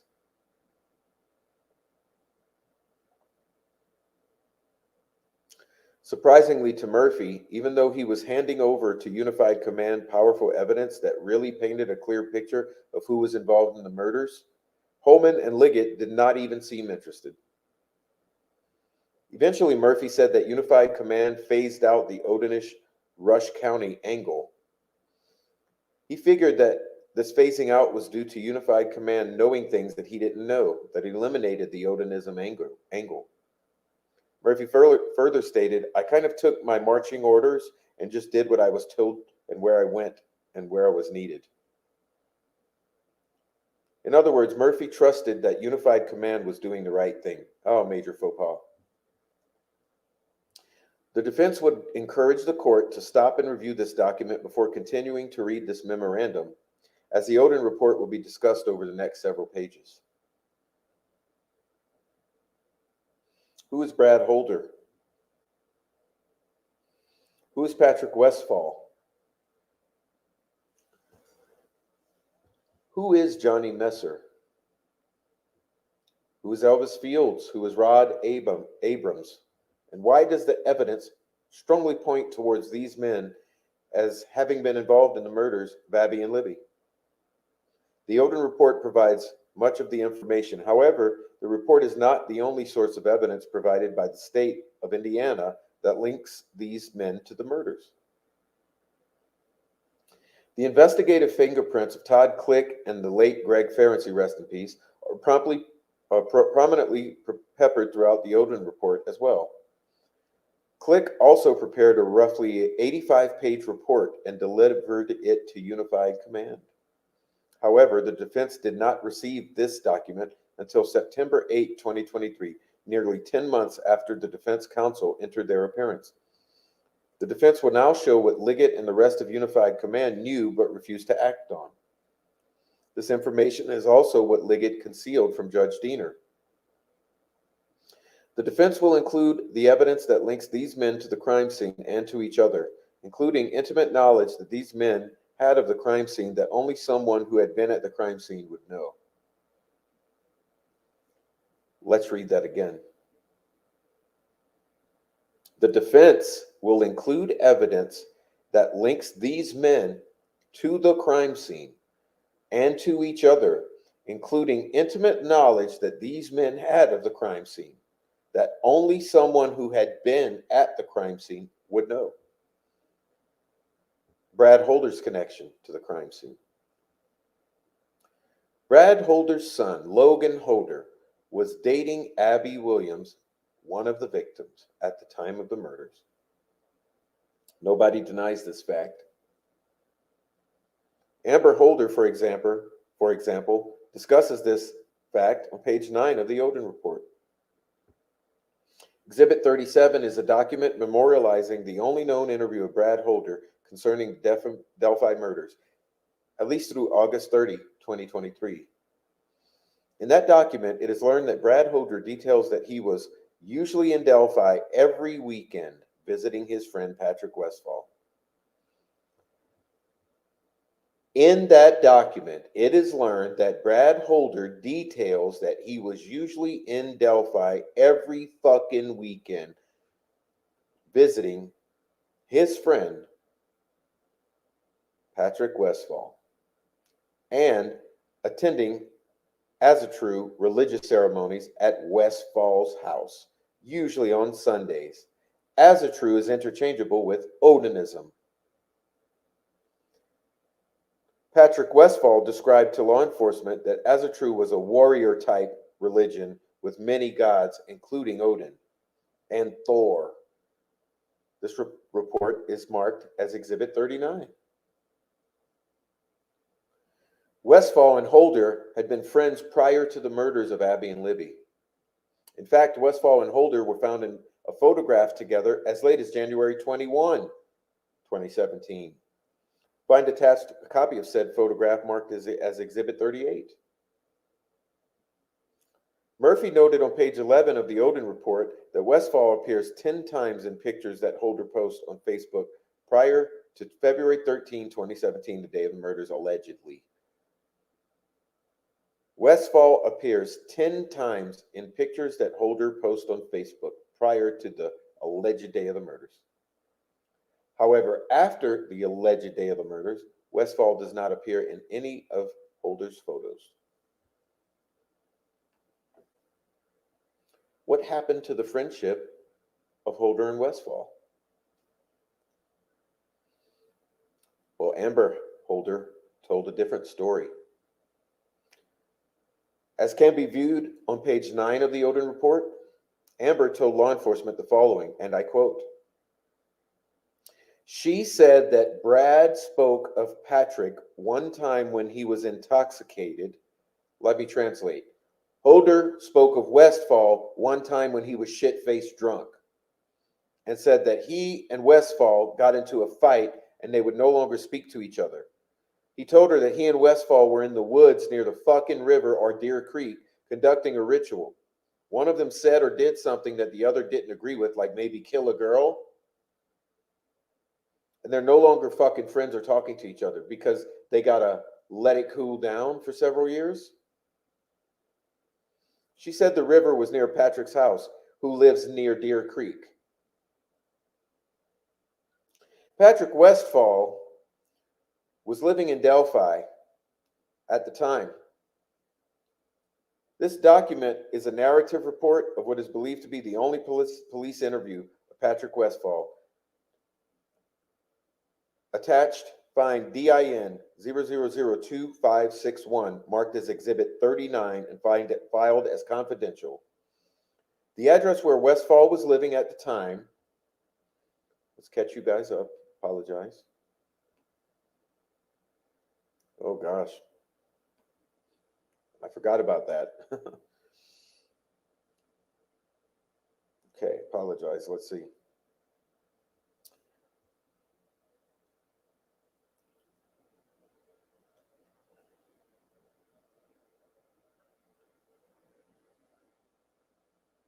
The address where Westfall was living at the time was 3.1 miles, or roughly 7-minute drive to the cemetery, which is the closest entry point to where the girls were murdered. Okay, well, remember, Prof says Westfall, the girls were murdered near Wilson Bridge, which would even be closer, wouldn't it? Perhaps we will get a map out and go over that. As we know from Exhibit 37, Brad Holder admitted that he spent every weekend hanging out with his friend Westfall in Delphi, participating in religious ceremonies on Sundays with Westfall. The girls were abducted, allegedly, on a Monday, but we know it possibly goes back all the way to Friday or Saturday. Westfall appears no longer to be friends after the day of the murders, alleged day of the murders.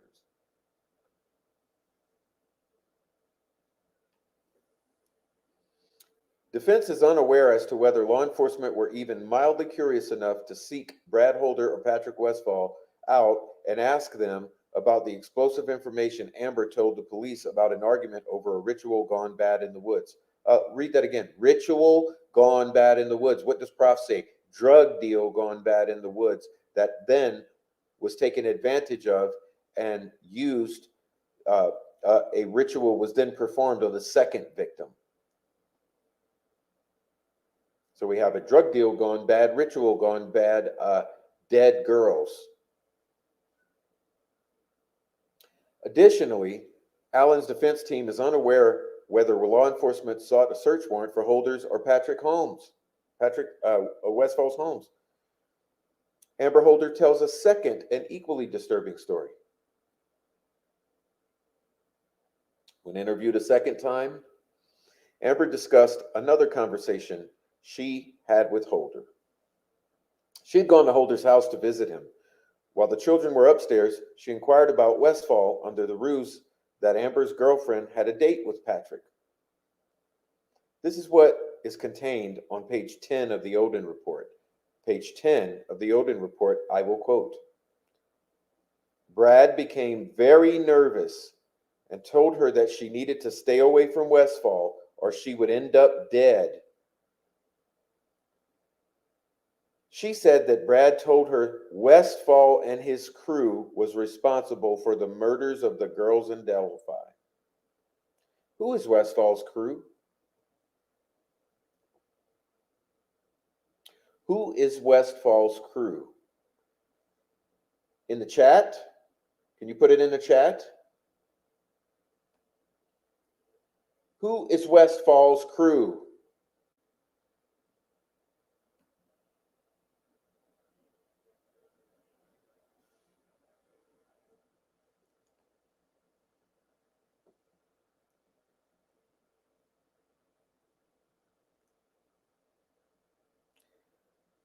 Let's start this over. I want you to think about white supremacist Norse Odinist freaks, meth dealers, Vinlanders.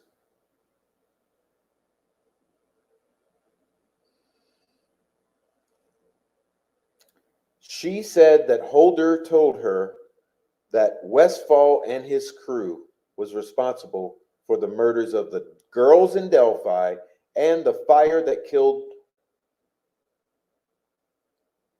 2 girls.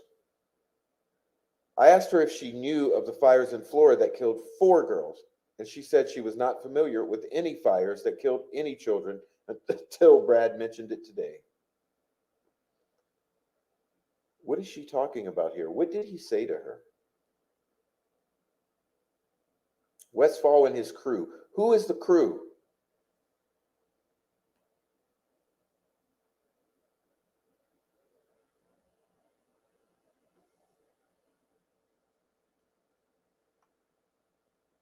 She said Brad may have been talking about that fire, but had the number of killed children wrong. She said Brad told her that Westfall and his crew had friends in several states and that they have no problem killing race traders. I asked her to clarify race trader, and she said she believed it meant white people who mix with other races. Once again, she said the shit-faced drunk Brad Holder told her that Westfall and his crew not only killed the girls in Delphi, but were responsible for an arson that killed children, and that they had friends in several states, and that they had no problem killing race traders or white people who mix with other races. Amber said that Brad Holder told her that Westfall belonged to a group called the Vinlanders and 22. Yeah, it's misspelled. You see that, you see that, Frenchie? It's misspelled.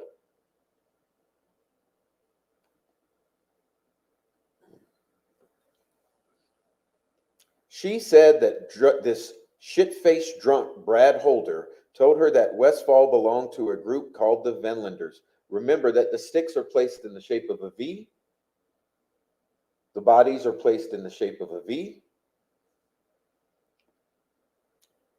Brad told her that Westfall had many people backing him up and powerful friends. She said that Brad was nervous while telling her these things and was whispering like he was fearful if someone else would hear him. She said throughout the conversation, Brad was constantly telling her to stay away from Westfall. He also told her that Westfall had killed a lot of people.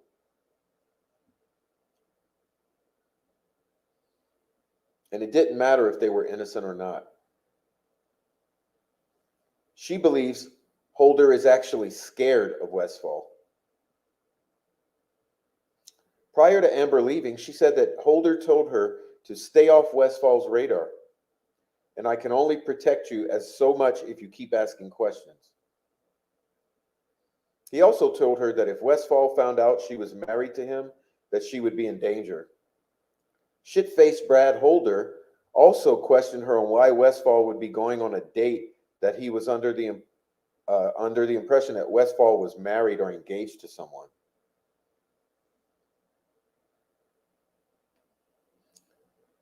Now, imagine being an investigator trying to solve a horrible murder, having learned all this information. What would a good investigator do?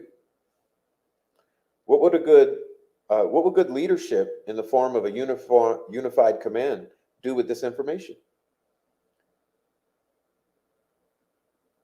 If they were actually trying to solve the crimes. We would ask the court to think about all the tools that law enforcement had in its arsenal to pursue an investigation once these explosive stories were told. It doesn't appear that Unified Command did anything. The question then may be, did they, including Liggett, want to do anything to investigate the Odinites? Yeah, and how did Westville find out that Odinites were now on the radar in order to tell those COs to take the patches off? Was Uniform Command and Tony Liggett acting intentionally or recklessly in the way it conducted this investigation? By extension, was Liggett acting intentionally or recklessly in concealing this information from Diener in his PCA?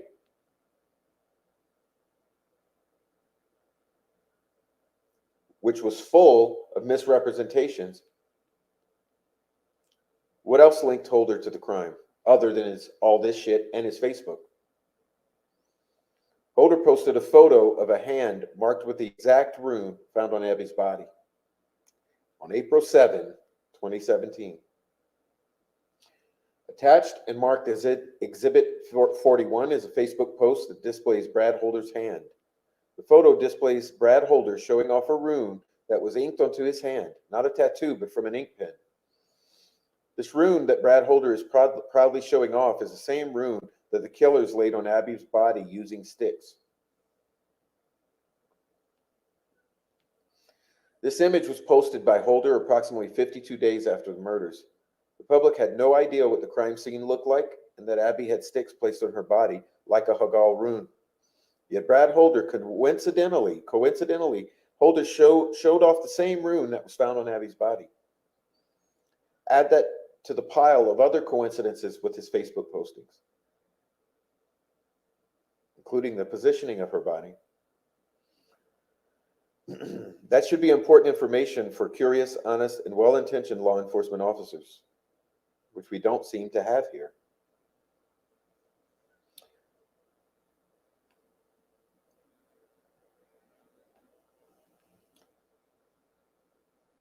Honest Trooper Murphy admitted that the image of the rune was drawn on Holder's hand was similar in appearance to the rune found on Abby's body.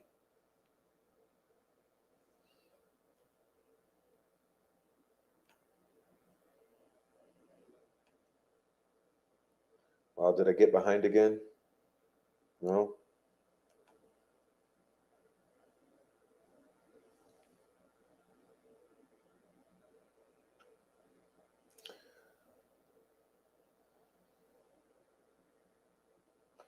Find attached a side-by-side image of the rune that Brad Holder drew in his hand next to Abby's crime scene photograph, marked as Exhibit 42 and filed as confidential.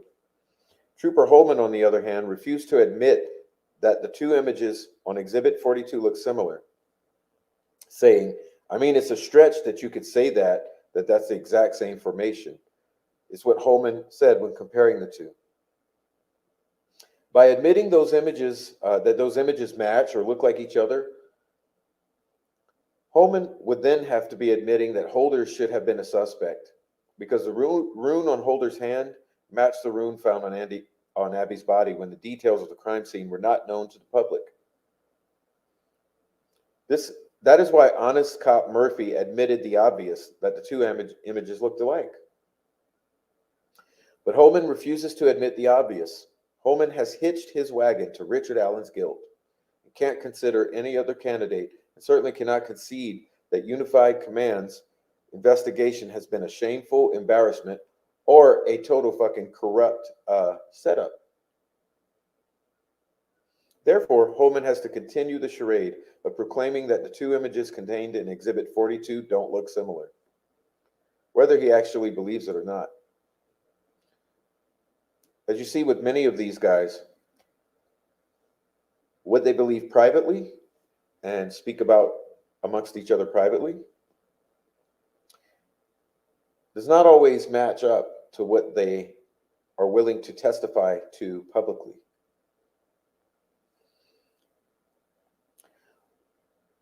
However, while Holman cannot admit that the two images on Exhibit 42 look like one another,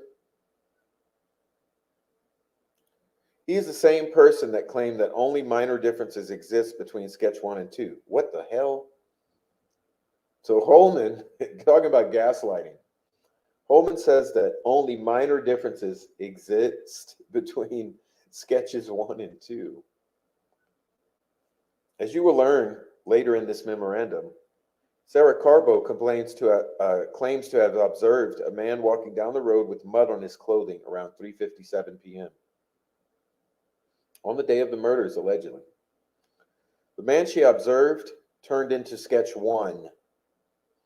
According to Holman, Sketch 1 is the killer, Richard Allen. You will also learn later in the memorandum that Betsy Blair observed a man on the bridge around 2 p.m. That's almost 2 hours separating. The man she observed turned into Sketch 2. According to Holman, this man is also the killer, Richard Allen. Okay? Later you will learn that for Liggett's and Holman's timeline to work, Sketch 1 and Sketch 2 need to represent the exact same person, Richard Allen. However, do you remember the ISP coming out and stating that they were two separate people, they were not the same person, and that the old guy Sketch is no longer a person of interest in the Delphi murders investigation? Do you remember that? That they were not the same individual, and that the individual represented in the old guy Sketch was no longer a person of interest. Do you remember that? Not only did they state it, but they came back with the clarification press release to double down on that statement. However, Doug Carter himself contradicted that by saying if you put them together, it's Richard Allen. Now, Sketch 1 is attached as Exhibit 105. Sketch 2 is attached as Exhibit 103. We would ask you, Judge, to take those exhibits out and please look at them. Those two exhibits, according to Holman, are the same person, Richard Allen. Yeah, and what happened to ISP saying they're not the same person? They need to be the same person in order to support Holman's timeline and Liggett's PCA. Yet Holman will not admit the obvious, that the men represented in these sketches look nothing like each other, nor like Richard Allen. Needing them to be one and the same man, Holman testified under oath that only minor differences exist between Sketch 1 and Sketch 2. Are you smoking crack, Holman? To further demonstrate the ridiculousness of Holman's alleged belief that except for minor differences, Sketch 1 and 2 look alike and that they're both Richard Allen, let's look at what old Tobe Lesenby said about sketch 1 and sketch 2. In his sworn statement, Leatherby stated that sketch 1 and sketch 2 are in fact two different men. Oddly enough, this does align with the ISP's press releases that they are two different men and not the same person. While Richard Allen sits in prison waiting for a full disclosure of evidence in the state's possession, by the way, some of which also dropped again today, still waiting when he should have already been in trial. So he should already be in trial. They're still dropping massive amounts of discovery.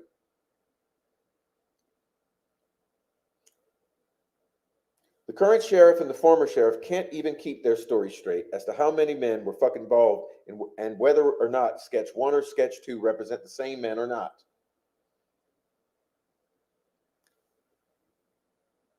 While Holman will not agree that Brad Holder's Facebook had runes resembling the stick formation found on Abby's body because that promotes Holder as a suspect, at the same time, Holman will tell you that sketch 1 and sketch 2 look alike with only minor differences.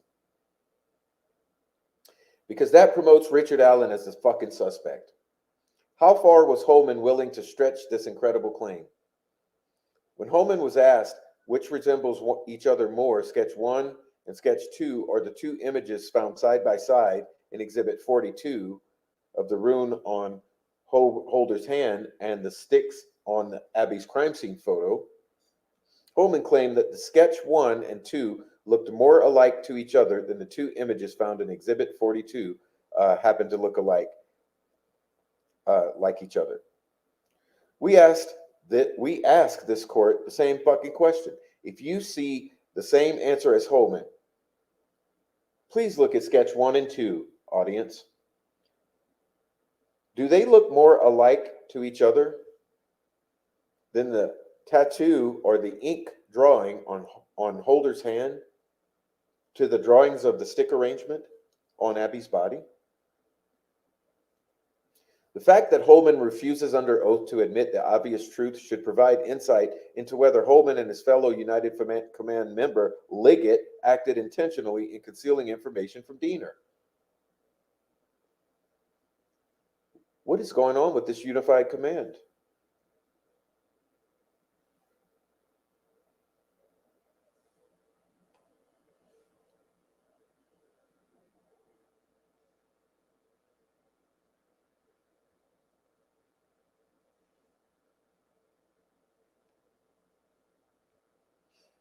Trooper Purdy and Trooper Winters were aware of an eerie image on Brad Holder's Facebook page of what appeared to be a fake murder scene mimicking Abby and Libby's murder scene. When Trooper Purdy learned from Becky Patty that Holder was an Odinist, at least for a short period of time, he was curious about Holder.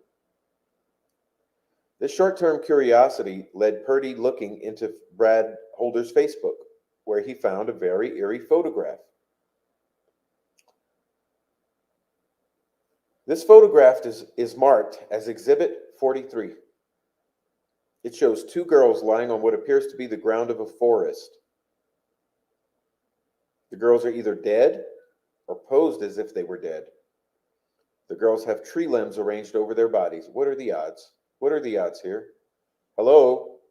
Hello, are we living in fantasy world? Are we? I mean, what are the odds?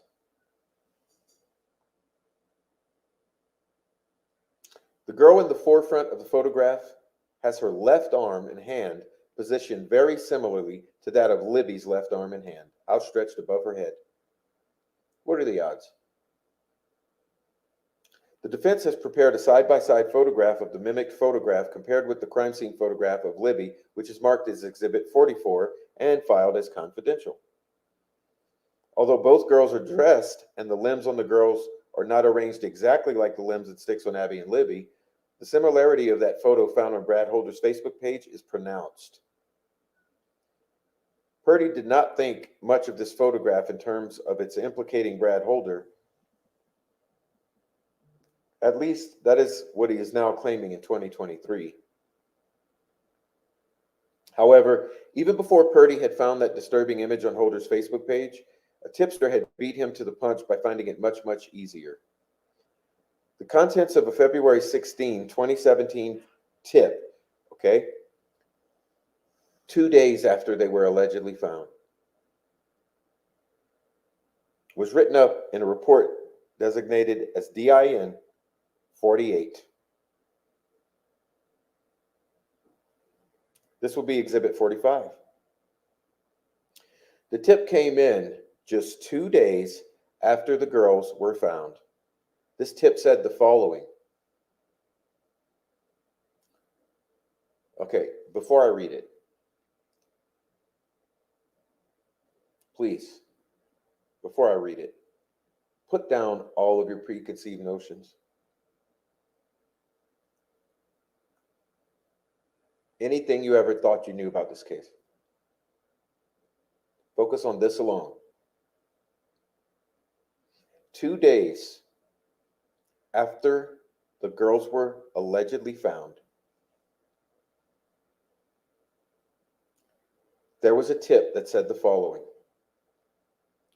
Father of Logan Holder, ex-boyfriend of Libby, social media shows him a member of Vinlanders, posts of half-dead women, and fascination with Gothic figures and symbols out of tree branches.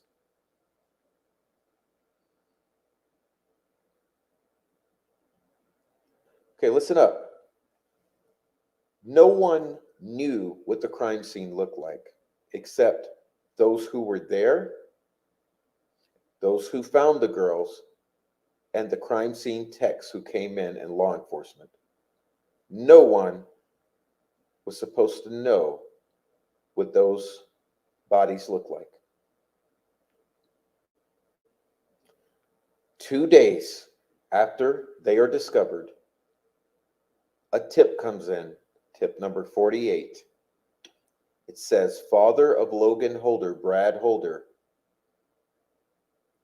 Logan Holder being the ex-boyfriend or the boyfriend,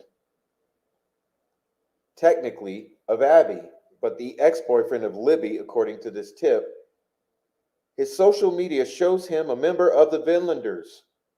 Vinlanders were brought up second day. Post of half-dead women and fascination with Gothic figures and symbols cut out of tree branches. We're talking about Facebook posts and Vinlanders and Brad Holder and symbols out of tree branches of runes, which Brad Holder's Facebook was full of. This comes in 2 days after they are discovered.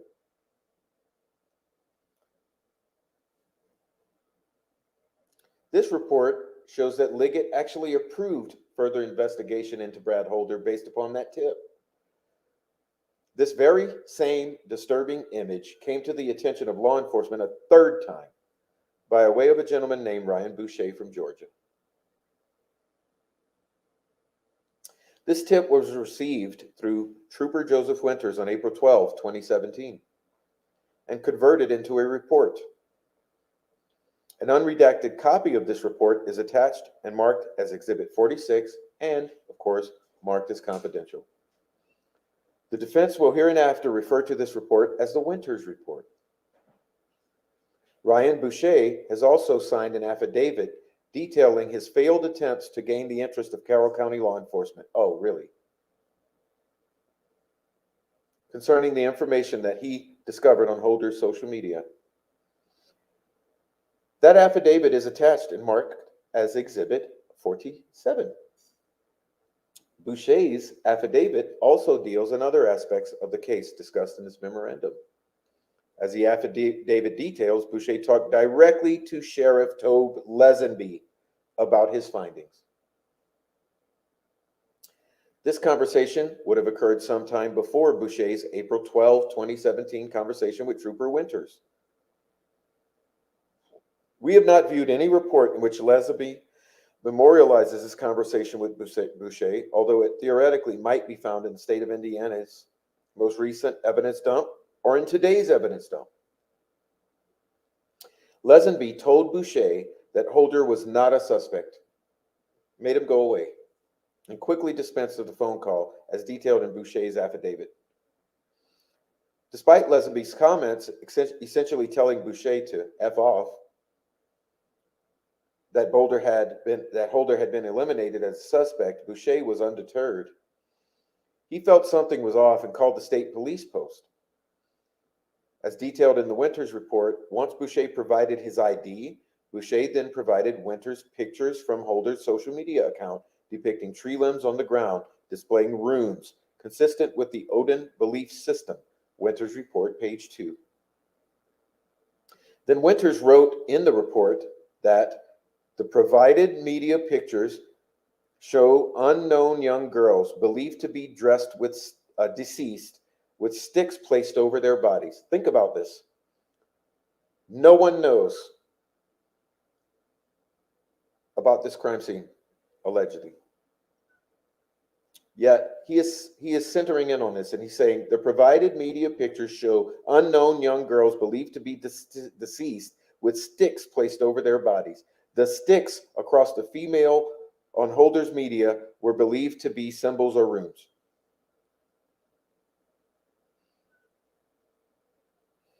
It should be noted that law enforcement has to this day still failed to turn over this mimicked murder photograph found on Holder's Facebook page, i.e. Exhibit 43.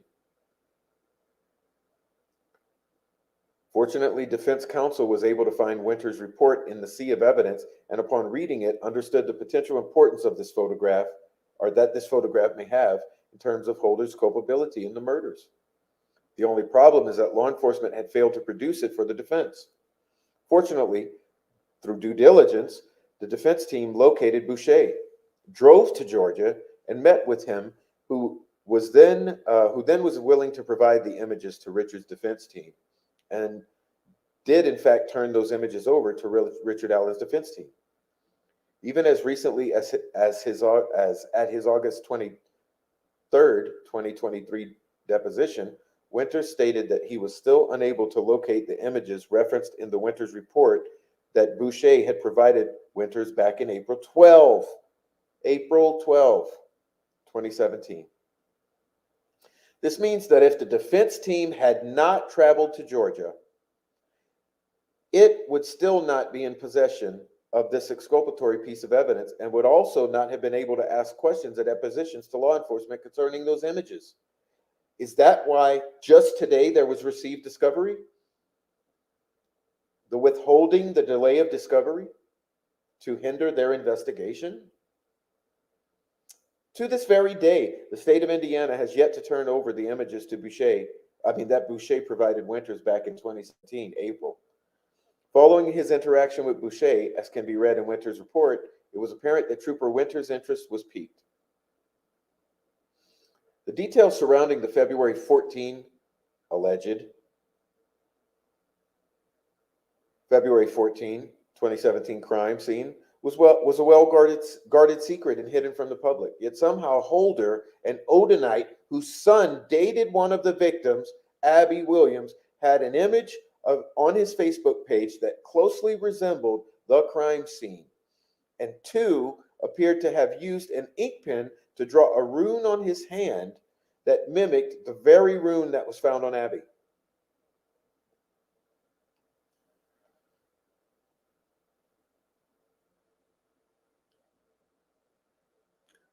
Both images are described in Winters' report. So what did Winters do once he realized that it appeared that Abby's boyfriend's dad, Holder, appeared to know intimate details about a crime scene kept confidential from the public? So what did Winters do? He spoke to Holman. Winters' report, page 2. The information that Winters unearthed via Ryan Boucher was so impactful on him that he remembers talking with Holman of Unified Command. Winters even recorded the following in his report. I spoke with Sergeant Holman on April 12, 2017. Sergeant Holman advised that FBI had interviewed Holder shortly at the beginning of this investigation. It's also on page 2. In his deposition, Winters provided his reasoning. Yeah, I think there's some substantial things that need to follow up on. In the same deposition, Winters also said that he wanted to make sure that all the information I captured in my time from that was passed on. And because I had just taken that information, I just wanted to make sure if I had no contact with anybody involved in this case again, they were aware that I generated this supplement. Winters felt that the Boucher tip was important. He felt it's so important that he wanted to make sure someone followed up on a lead, at minimum, re-interviewing Holder. Again, it should be noted that as of September 11, 2023, the defense has still not received the February 17, 2017 interview of Holder.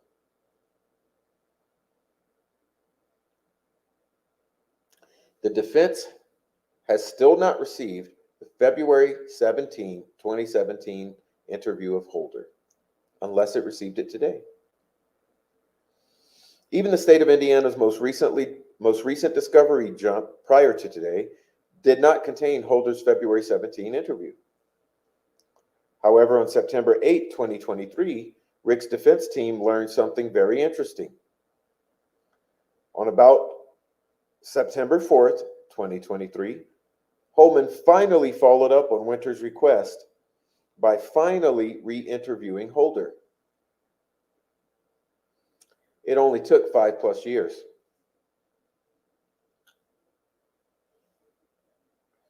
The defense has not received Holder's first interview from February 17, 2017. We'll see how long it takes for the state to turn over Holder's second interview from September 4, 2023. If Holman did in fact re-interview Holder on September 4, 2023, it should be noted that the interview came on the heels of the defense team's contentious August 10, 2023 deposition of Holder. The defense asked deposition of Holman. The defense asked Holman, are you going to fix these problems or are you going to actually look for the truth? His response, I'm going to look for the truth, but I think I've already found the truth. But I definitely will look into this, no doubt about it, and I will find out if we have done the follow-ups, and I don't know about it. I will let Prosecutor McClellan know, and he can forward that information to you. The defense looks forward to watching the first Holder interview from February 17, 2017, as well as the most recent Holder interview from 2023, to see if Holman treated Holder as an actual suspect, a label befitting the strong evidence that connects him to the murders, or if Holman's interview consists of softball questions lobbed at Holder with the purpose of feeding or fending off the defense rather than seeking the truth.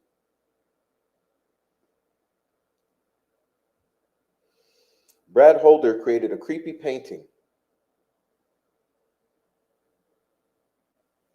of a man believed to be Odin, hanging upside down from a tree with his legs posed similarly to Abby's at the crime scene, a hanging man. This painting also contains 2 hidden Easter eggs, including a red F rune at the base of the tree, just like the F rune painted on the tree at the crime scene, and it's red, the color of blood. Previously, the defense marked as exhibits 32 and 33. These are creepy images of the painting that Brad Holder created in February of 2018, 1 year after the murders. The image of a man hanging by his foot, hanging by his feet. Brad Holder provided at least 2 Easter eggs in the painting for anyone following him on Facebook. The first Easter egg is another example showcasing Holder's knowledge of the hush-hush crime scene, guarded from the general public. You will notice that at the base of the tree is a rune painted blood red. The rune looks like the letter F, just like the letter F rune at the crime scene, painted onto the tree using Libby's blood.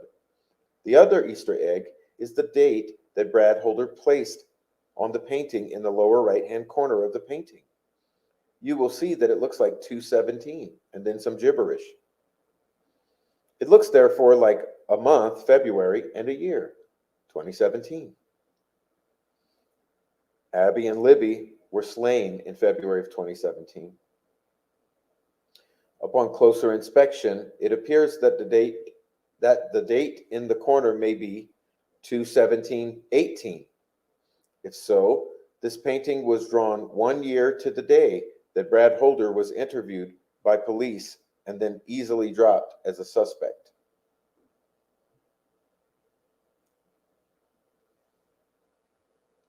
Is this just a fluke that Holder painted a red F at the base of this tree almost 1 year to the day that the girls were slain, when the crime scene was a guarded secret?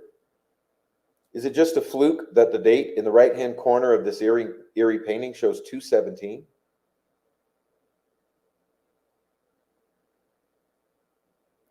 Unified Command would probably say yes, just a coincidence, because, Liggett and Holman appear to lie.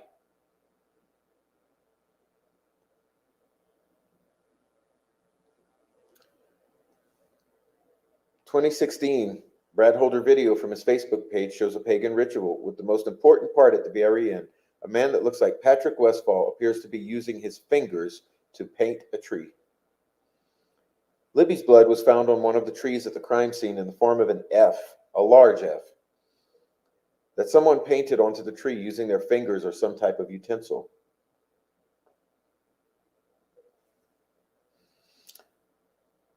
On December 12, 2018, Liggett received an email from law enforcement officer Greg Ferenczi, FBI, deceased, rest in peace.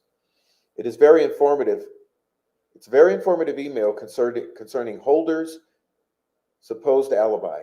So listen to this, because we have a deceased man assassinated in front of the FBI office. He had sent Liggett an email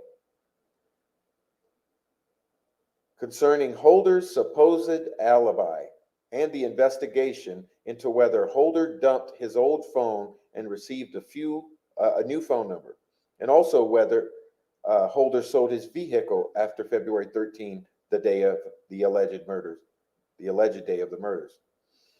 Find attached a copy of this email marked as Exhibit 48. The very last paragraph discusses a ceremony that Holder videotaped in Fort Wayne in 2016. Okay. Ferenczi left a Facebook link as well so that Liggett could watch the ceremony. This video was not turned over to the defense until the defense made the specific request for the video sometime in August 2023. The defense has made a copy of this 2016 video of the Odinism ceremony in which Patrick Westphal appears to be painting on a tree as Exhibit 49. The defense is providing that video as well as other exhibits referenced in this memorandum directly to the judge's staff in the Allen County Courthouse. This roughly 25-minute ceremony itself is odd. At the beginning of the video, Brad Holder is revealed as the person videotaping the ceremony.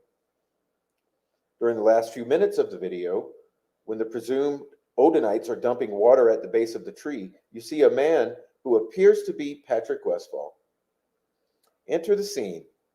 Once he is at the tree, you can see this person use his hand to what looks like mark the tree. Unfortunately, the viewer cannot see what the word, letter, or symbol this person is marking, what that letter, word, or symbol is that he's marking. The marking appears to occur at a similar height from the base of the tree as the marking of Libby's blood was in the crime scene photos. Assassinated FBI agent Greg Ferenczi sent this video link directly to Liggett. This video seems to show Westphal marking the tree in a similar manner in which the F tree was marked with Libby's blood at the crime scene. Even Ferenczi commented on Westphal marking the tree in the email. Yet Liggett either intentionally or recklessly disregarded this evidence, potentially linking both Holder and Westphal to the crime scene.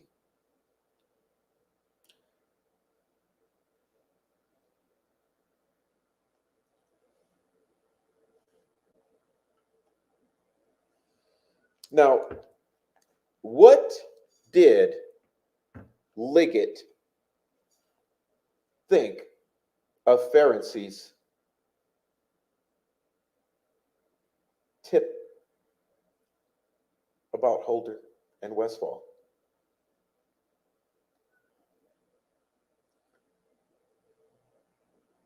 Did Liggett share with anyone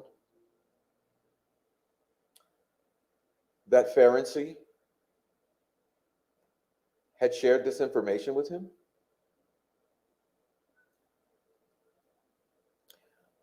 Would that be the reason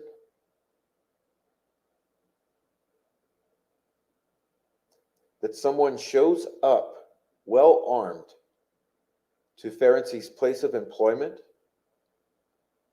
lured him out of the building,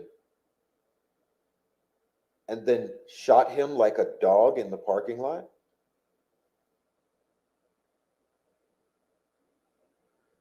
Why has Liggett, Lesenby, Holman misrepresented so much of this?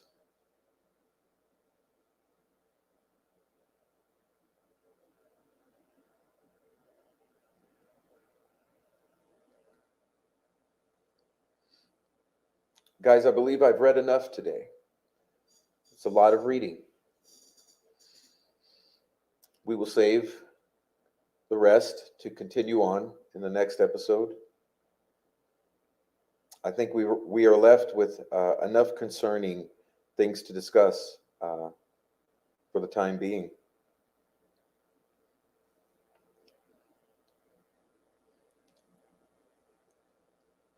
Please give me a moment to transition and get something to drink, and then we will get into the chat with the group. So please have patience with me. Enjoy each other in the chat. If you're just watching, please come on into the chat and join the discussion, because now is when it gets exciting. So we will be joining in the chat in about 2 minutes. One moment, please.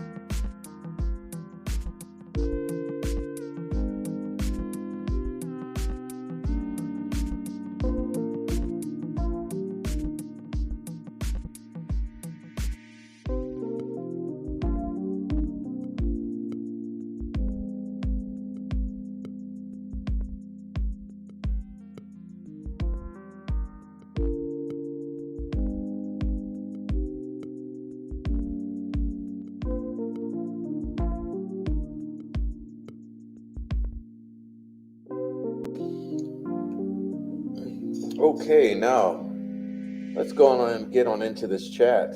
Let's see. All right. All right, so here we go. Can everyone hear me? Let me know if you hear me, please.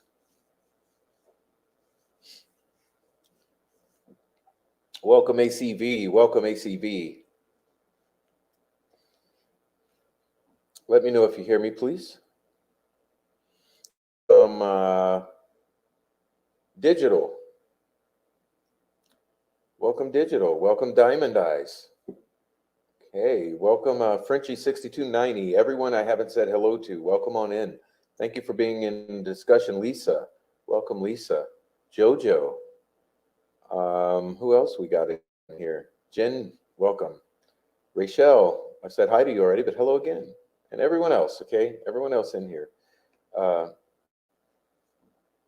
Okay.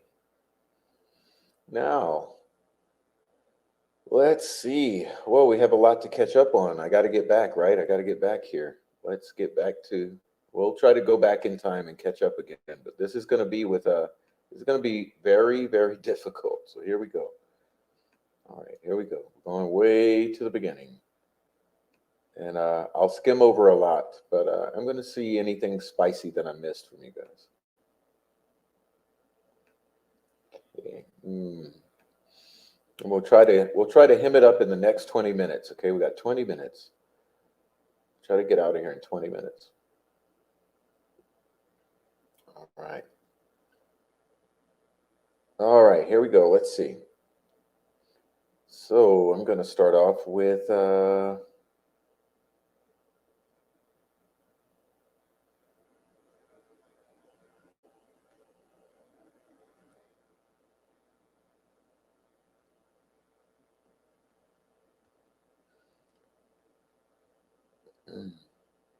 oh, welcome in, Louise. I see you. Welcome in, Blondie. I see you. All right, let's see.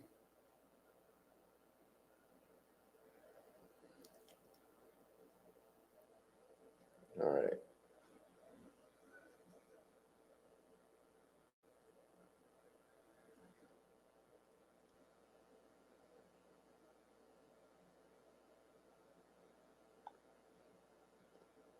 I'm just overlooking a bunch of stuff so we can shortcut this.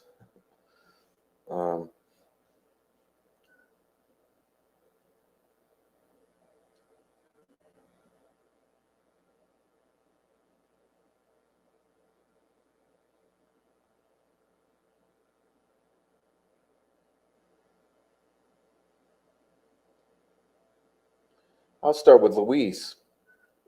The Franks seems to be the most truthful with details. I think so. I think so. The clothes came out of somebody's trunk and were not Libby's. That's what I believe, or Abby's. I think. Well, I think they didn't come off of the dead girl. They came out of a trunk, is what my opinion, my hypothesis, speculation is. So does that mean Abby was lured? I don't believe there has to be luring involved. Please forgive me, but Libby looked clearly unalived in the water. I feel different about Abby. I disagree with that. Slow death and her being dressed after seems like she was targeted. It's very odd, isn't it? So she dies a slow, slow death. She's cleaned, and then she's dressed in fresh, clean clothing. She's also laid in a somewhat of a more not only is she clothed, which is more respectful, but she's also laid in a more respectful. It's very strange, and there's a V on top of her. Were either one of them the targets? Were they targeted at all? Were they perhaps, all assumptions have to drop. You cannot assume targeting of one or both, luring of one or both. We have no information about that. We can't assume that.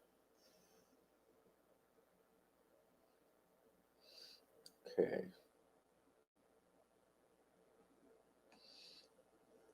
Patties are responsible, whereas Derek Cody never mentioned. Oh, and the Shack. That slug Shane Evans, yeah, yeah, and Toe Blasenby. Squirming, yeah, they squirm, they lie. Nick McClellan, looking like a liar. Uh, it's just what it's this. This is what it appears to be. Jack Duty. This is what it appears to be. But what do we know? Anyone ever try getting a pair of Chuck Taylors on someone else? Yeah, like I said, tight jeans and Chuck Taylors. I mean, come on, it's nearly impossible. Nearly impossible.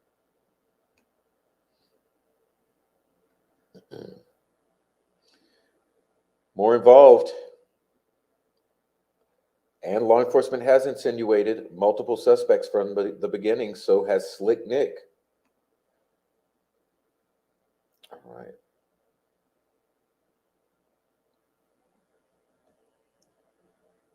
They said the DNA was almost 100% match and was blood, and they said Richard Allen only matched 4 strands. Yeah, I don't believe any of it. I haven't seen any of it.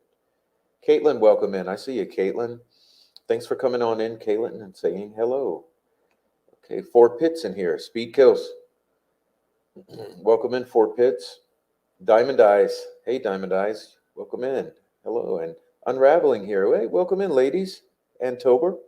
Welcome in. Stopping in to say hi. We'll catch the replay. Thank you so much, Unravel. Welcome in. All right. All right.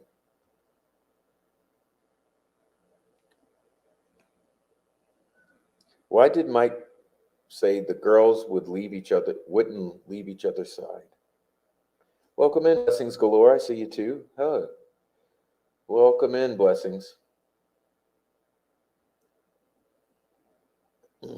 Some people claim the wildest stuff.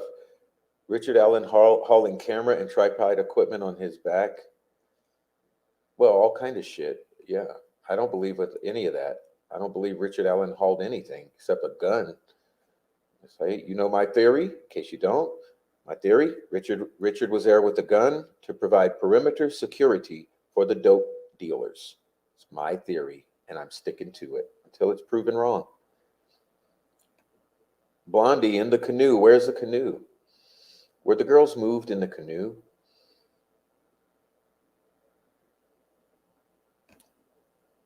They didn't believe Richard Allen went to look at fish on the high bridge. They said the water was not clear, but you could sure see them jumping and lots of ripples. Hey, guess what?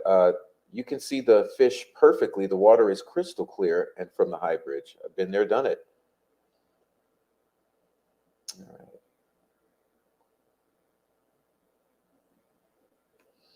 Yeah, all the convolution about the convoluted jacket colors.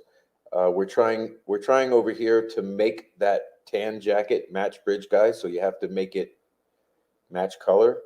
You have to add the word bloody to the word muddy. Hmm? I think those girls were missing long before they were reported, which leads back to the family. I agree. The timeline is wide open. We don't know if we go back to the 12th or to the 11th. We know the timeline.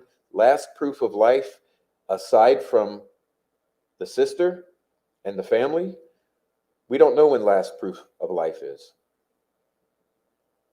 Multiple days back. It's a wide window. A couple exaggerated phrases won't hurt anyone, says Liggett. Exactly. Yes, he did say he did a grid search for days. Was that to find anything? Did someone drop something? Were they looking for that bullet? Did someone or multiple individuals return to the crime scene to look for something they had dropped or lost or thought they left there? They all know the creek in that area. Exactly. No doubt they could walk the edges from High Bridge to Wilson Bridge. Yes, it's only 28-minute walk. It's a 28-minute walk along the creek. And remember, it is my opinion that there was a geocache out there by Wilson Bridge in the woods, and they wanted to go there. So, my opinion, they were trying to make it to that geocache in the woods near Wilson Bridge. I'm hoping FBI recovered that tape and said it was destroyed. You mean the marathon? So the guilty wouldn't change their story, explain why they were seen on that tape. Yeah, there have been a lot of people alleged to have been at that marathon. Remember? Remember that?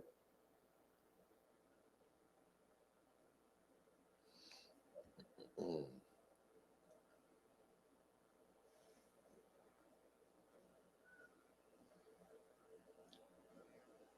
Rachel says, "Oh my God, lost his handcuffs. Spirit box said electrical tape used. Yeah, were they bound? Were they bound by rope, tape, a belt?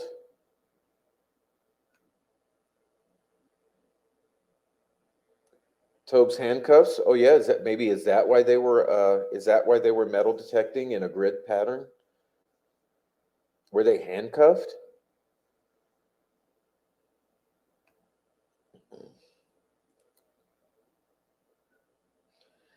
Anyone who had Libby's passwords could have been communicating with Shot's account or her mother that Monday morning.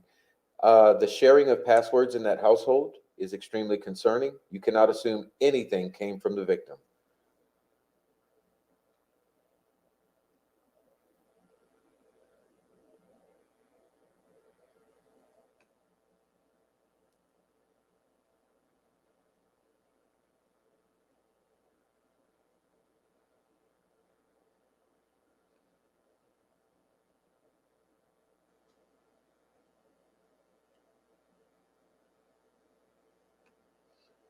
Who thinks Libby didn't even have her own phone on the 13th? Me, because I know the FBI basically found that the phone was dropped off at the crime scene at 1 p.m. Not at the crime scene. The phone arrived near Ron Logan's property at 1 p.m. That's when the phone arrived at Ron Logan's property or near Ron Logan's was 1 p.m. according to the FBI in early March of 2017.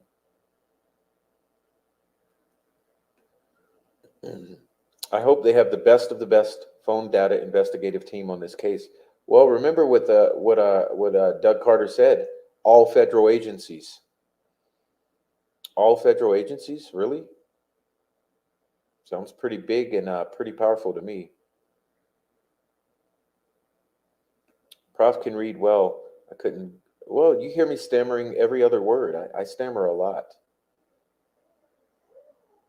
Okay.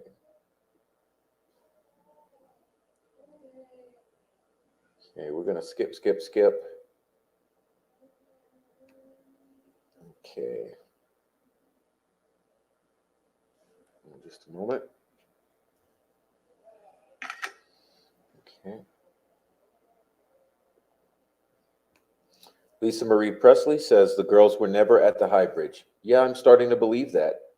We have no proof they were ever at the High Bridge because that photo is photoshopped, according to more than one lifelong Photoshop expert who we have consulted. Okay. Louise says, I have read the Frank's memorandum multiple times and I find something interesting every time. Me too, Louise. Was Kelsey at City Park before she took the girls? Was Tobe Leatherby at Riley Park? Thank you, Murphy, Greg Ferenczi, and Todd Click. Thank you so much. Rest in peace, Greg Ferenczi. We will keep looking. Logan Holder got into the Masons with Brad Holder. Nick McClelland. We're dealing with Master Masons.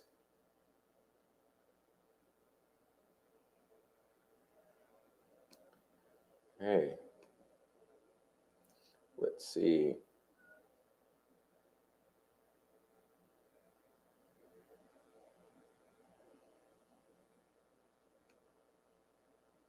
All right, I'm trying to catch up with you. Please forgive the delay, but I don't want to miss too many comments here. Let's see. Did Logan Holder have a camper trailer next to the Mears barn? I don't know, Susie. Did he?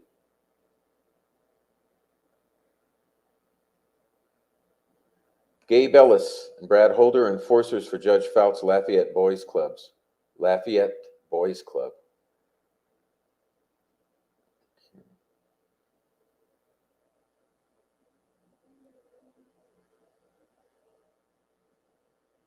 All right.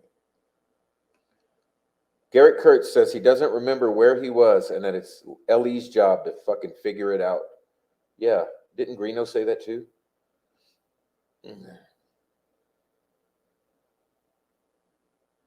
Greeno and Garrett Kurtz say, fuck you, figure it out. I don't know where I was, but I was in Delphi. So did Keegan Klein. We were in Delphi. Westfall said Holder didn't have the heart to kill Abby and Libby. Yeah, but seems like Holder feels Westfall did. Okay.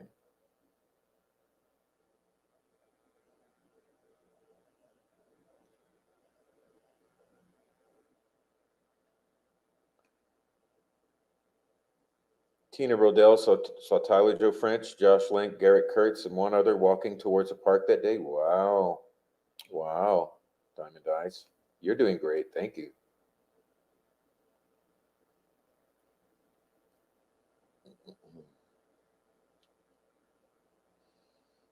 Okay.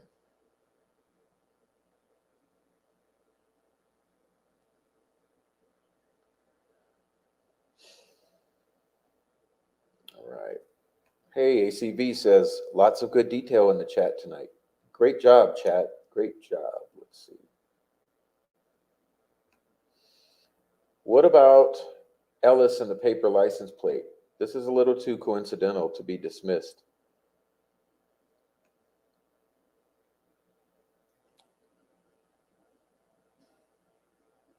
All right. Ryan Boucher in Georgia. Yeah, let's get him on a live. Let's find Ryan and talk to him.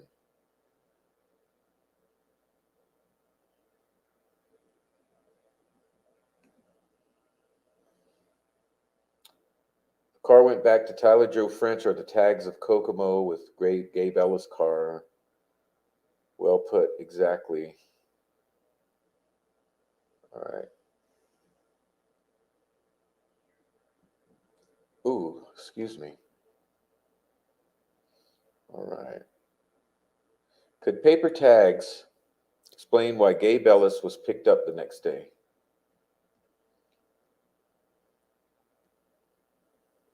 They ignored evidence from Boucher. Mm-hmm. Is anyone in touch with him? Let's do it.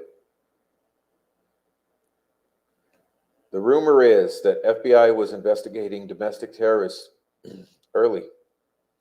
Also heard that there was an agent visiting his family. This is what they say. Yeah. Did we have a CI situation here? Are we dealing with a CI situation with Tobe Lesenby and others?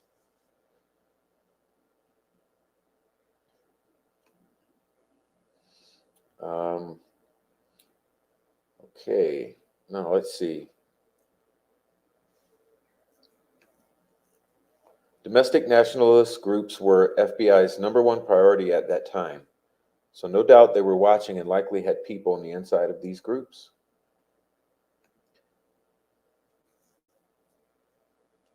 Westfall's crew were Vinlanders and Firm 22. Okay. All right. Lisa Marie, I heard that, but it looks like others had. I learned something new every day.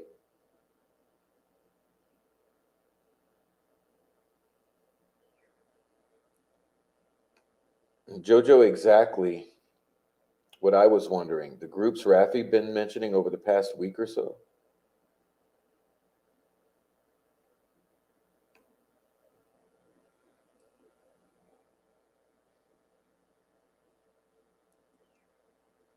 Everyone gave him a hard time, but that's when he's onto something. Yeah, and poor Mr. Greg Ferenczi. I think he was targeted for this stuff. The Odinist. The Odinist, my theory my working hypothesis, my feeling is that Ferenczi was targeted because of this reveal of the Odinist. Okay.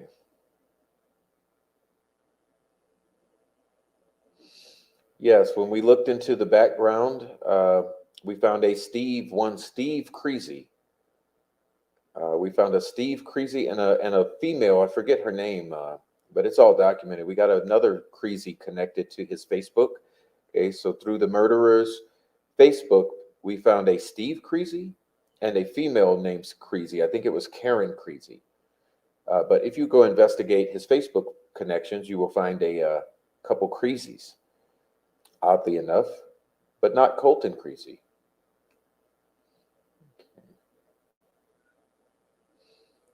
All right.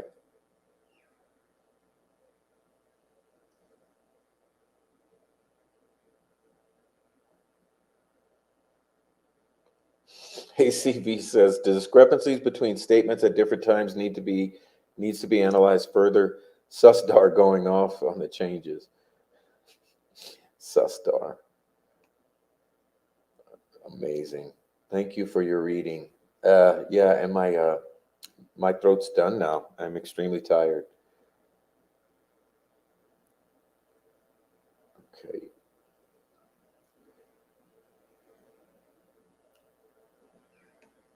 No, I didn't lose her permission. The thing is, it's not in this app that I can play it. Okay. So I'm going to be working on getting that back together. But at this time, Good Vibes, you just have to go play it on YouTube. Go type in Good Vibes and you'll find it. And go listen to it after the show. But I'm sorry I can't play it for you. It's not installed into my into this into this software at the moment that I am using to stream, StreamYard. Um, I'm going to be working on figuring that out. Okay. Rafi has been on this angle a long time. Yeah, Rafi's been on a lot of nuts. He's been doing a great job. Okay. The JTTF was following the Norse groups closely in 2016, 2017. What is the JTTF? Would you mind elaborating on that? All right. No, he was not killed by Molotov cocktail. He threw Molotov cocktails at the FBI building, okay, in order to cause a disturbance to lure the agents out of the building, and that's exactly what happened. And when Ferenczi came out, he shot Ferenczi. He started shooting at Ferenczi. Ferenczi returned fire, and he was injured. And because he was injured, he was shot. Uh, he got into his truck and drove to the hospital. This is how he was caught.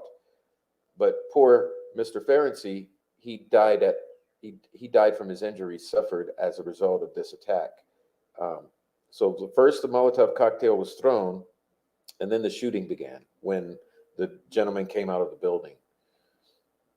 Okay. Okay. Looks like they were trying to work their way into various 2A Patriot groups. Yeah, they were trying to. It's basically like, what do you call it? They were co-opting. Okay, they were co-opting the actual Patriot groups. You know, they were good actual Patriot groups, real good, normal conservatives. And there was a big effort at this time prior to 2017 of the co-opting of these groups, the infiltrating and taking over of these groups and making them more extremist. Okay, bringing them from the middle all the way to the furthest right possible, such that they loop back around to the left. All right. So let's get down to it. Is Alan connected to Flora? Let's figure it out. Is Alan connected to the victims, Abby and Libby? Is Alan connected to Holder or the Odinist? Is Alan connected to Tony Keegan or Dropbox or Anthony Schatz? Is Alan related to being Papa Smurf and passing pseudoephedrine out of CVS, utilizing his position as a pharmacy manager, such that others can manufacture methamphetamine. Is that how he's connected to this group of individuals who are, for the most part, methamphetamine manufacturers and dealers? The V symbol is for women in the Brotherhood cult. Yeah, it could be for the Vinlanders. Okay. Is he the papa to the Smurfs? That's what I'm saying. That's what I'm saying. And those idiots on the other channels, Frank Meister in particular, he's mocking me about the Papa Smurf and Kev and Coach Kev, but I mean they just don't understand. I mean, you mocking me for saying Papa Smurf. Obviously, you don't understand how that worked, and that CBS was one of the main problems in regulating pseudoephedrine because they had such loose safeguards. As a matter of fact, if you were to Google pseudoephedrine smurfing and CBS, you will find multiple lawsuits uh, because of the lax controls that they exercised over the pseudoephedrine at the time these regulations came out. They were sued by multiple states and lost or settled. Okay. All right. Okay. I cannot believe the crayon has not been investigated more in detail. Okay.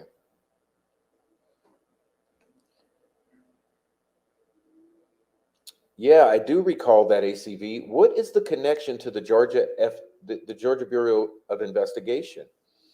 Okay, why were they connected to this? Was Greeno also investigated by the GBI? I didn't know that. Oh my boy, I missed 2 hours. Sounds like discussion is about to get good. Oh, it's ending. We're winding it down. I'm trying to tell you guys, let's get out of here. I've just about caught up. But Greeno's lawyer was Fouts at one time. Yes, Fouts is related to each of them, in my opinion. Yes. Okay. All right. Georgia, Georgia, Georgia. Okay. Uh, the crayon is the central node with most connections. I noticed that. I have noticed that, ACB. We need to get in touch with Ryan Boucher. Let's talk to him. Ellis was arrested for having Sierra's 16-year-old niece to Karina McClurkin kidnapped.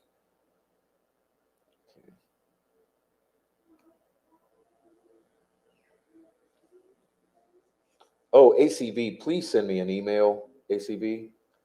ACV, would you find my email address on the About section when you are on your computer and send me an email? All right. Oh, Joint Terrorist Task Force. I thank you for that, Frenchie. You know I'm a little slow on the get up. Thank you, Frenchie. All right. All right. So everyone. Oh, Carol, welcome in, Carol. You are late. Internet was out. I'm up. So sorry to hear that, Carol. But hey, watch the replay. You'll learn a lot about this document. Oh, what an amazing document. I mean, can you believe we're just barely putting a dent into it, and it's the specifics throughout it are very interesting.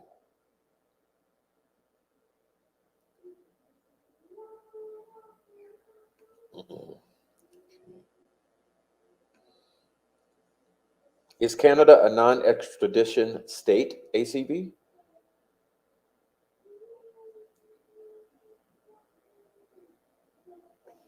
Mm. Oh, look here.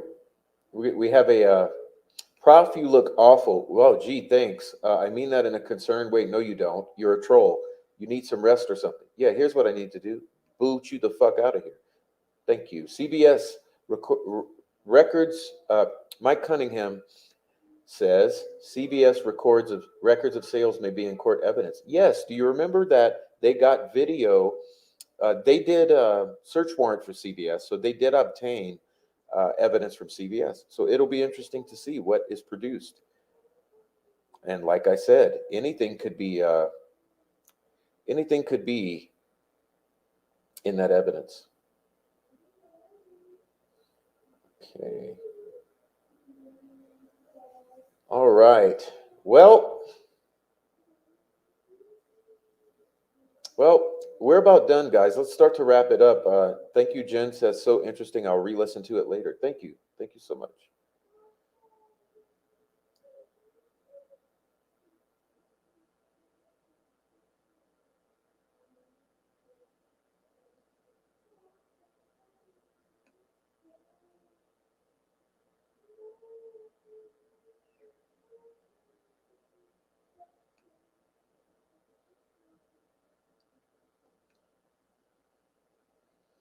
All right. Digital says, took me a minute. Oh, let me tell you something, Digital. This is, people are not going to be happy with me, but there's a whole lot of hiding in plain sight. And I think you will be astonished. Remember those statements? People would be shocked. People will be shocked. I think there is so much hiding in plain sight with the Delphi murders that the world will be shocked for years to come. No one will believe what transpired. All right. You guys have done an amazing job of sticking with me through a very long read with your ears on for the listening. Uh, Thank you so much. Please hit the thumbs up while you're here. Please hit the thumbs up. Okay. Please hit that thumbs up. And and you know, any other way you want to support with our support pathways, please. They're all to be found throughout the channel. There's different ways. Any way that you participate helps out, whether it's financially, with ideas, or just participating in the chat. You know, and please go subscribe to my backup channel. Would someone post it, please? I am really trying to get some more subs over on that backup channel, and I would love to reach 500 subs, and we're at 350. So I'm at 350 subs on the backup channel, and I'd love to get to 500 to solidify that channel. Thank you so much. Also, if you don't mind, or if you would like to be aware, to make you aware, uh, on the community page on that channel, I post all kind of things that are not posted on the community. I never post the same thing on both community pages. So I bounce from one to the other with my community post. Um, so if you're really interested in things that I might be posting in various pieces of receipts and documents and ideas, subscribe to that channel just for the community post alone.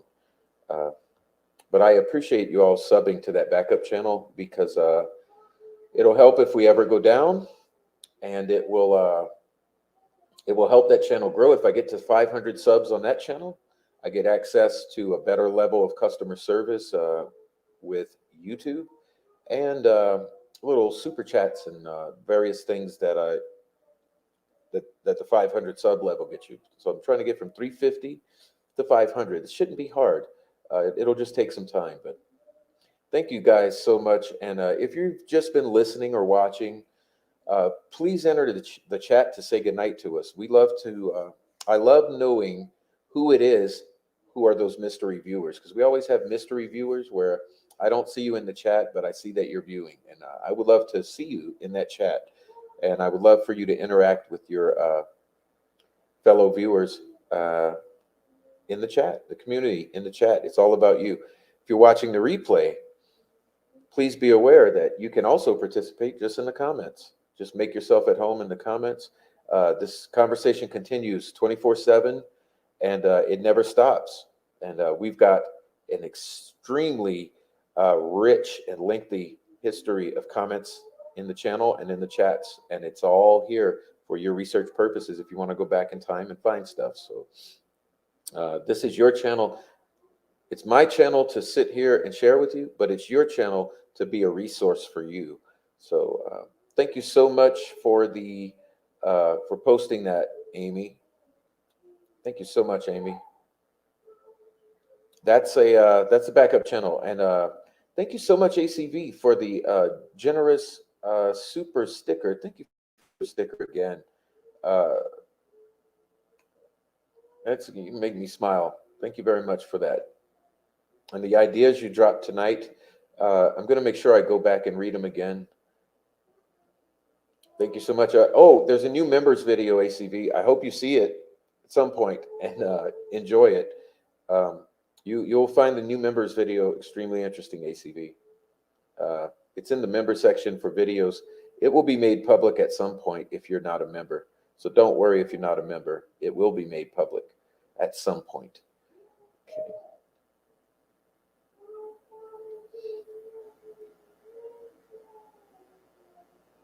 Okay.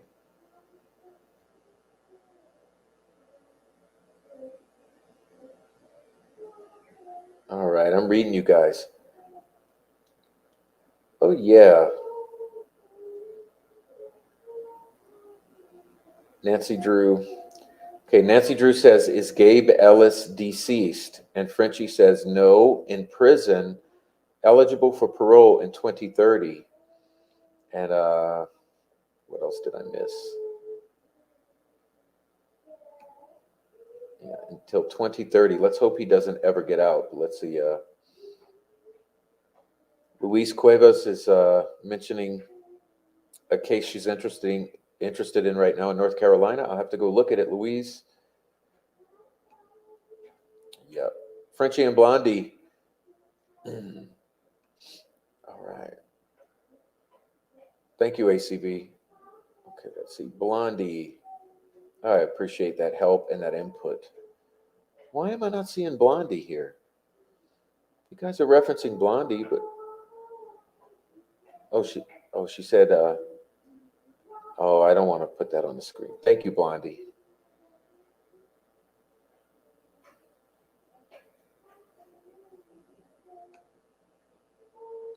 Do you want me to call Bouchard and try to schedule live with you? Yes, or just pass me his email address and phone number. Yeah, I do too, ACV. I need to do some reading and catch up on that or do some viewing. Awesome. Awesome. All right, guys. Hey, we made it. We made it. We made it through those pages and we made it through some chatting. I really love the chatting. Thank you so much for being in my chat. Those of you who went, hit the thumbs up and subscribe to the backup. Thank you for doing that too. Okay. And I'll be seeing you soon. I want to make it all the way through this document and do a series of discussions on the pertinent points of this document. I think that it's the gift that keeps on giving, and we need to keep digging into it. You go yourself and download yourself a copy of this document if you haven't already. Uh, we need to be digging into it. Okay, separating the wheat from the chaff. That's what we need to do. Okay. To find all the people we reference, use Indiana inmate locator. Just Google it. Awesome, Frenchie. Thank you, Blondie. Thank you, Frenchie. Thank you, Diamond Eyes, Lisa Marie, Luis Cuevas, ACV, Blondie22, Digital, uh, Amy, Jen. Who else we got in here? Mike Cunningham. Mike only left one comment, but it was a stellar comment. Mike Cunningham, Carol. Thank you, Carol. Everyone else, Lisa, it was in here. Who else we had in here? Jojo was in here. Carrie was in here. Um, hmm. Noe was in here earlier. Let me find Noe. Oh, there he is. Good old Noe was in here. Rachel was in here. Rachel, thank you, Rachel, so much for being in here earlier. All my people. Um, Anyone I missed, I apologize for missing. Just say hello here. Say hello as we leave. And I'll turn this chat off. Kenneth was here much earlier. He says he's on chemo. Let's all pray for Kenneth, okay? Any of you here that missed the early part of the show, let's pray for Kenneth so that he bears through his chemo very well, okay? He makes it through his chemo. Also pray for my friend Laura, please, that she's going through some post health surgery health problems. So pray for my friends Kenneth and Laura, please. They need to be held up in your prayers right now, as well as for the prof. Please pray for me as well. I appreciate you so much. Okay. And anyone else I missed who was in here earlier, thank you so much for being here. I know Precascent was here. She made a bunch of comments early on. Appreciate you all. Okay, yes, pray for Kenneth. Thank you so much. I'm out of here, and I'll leave the chat on while I get us all out of here. But good night, everyone. Love you much. Hug your kids. Hug your wife. Love your families. Okay, we are out.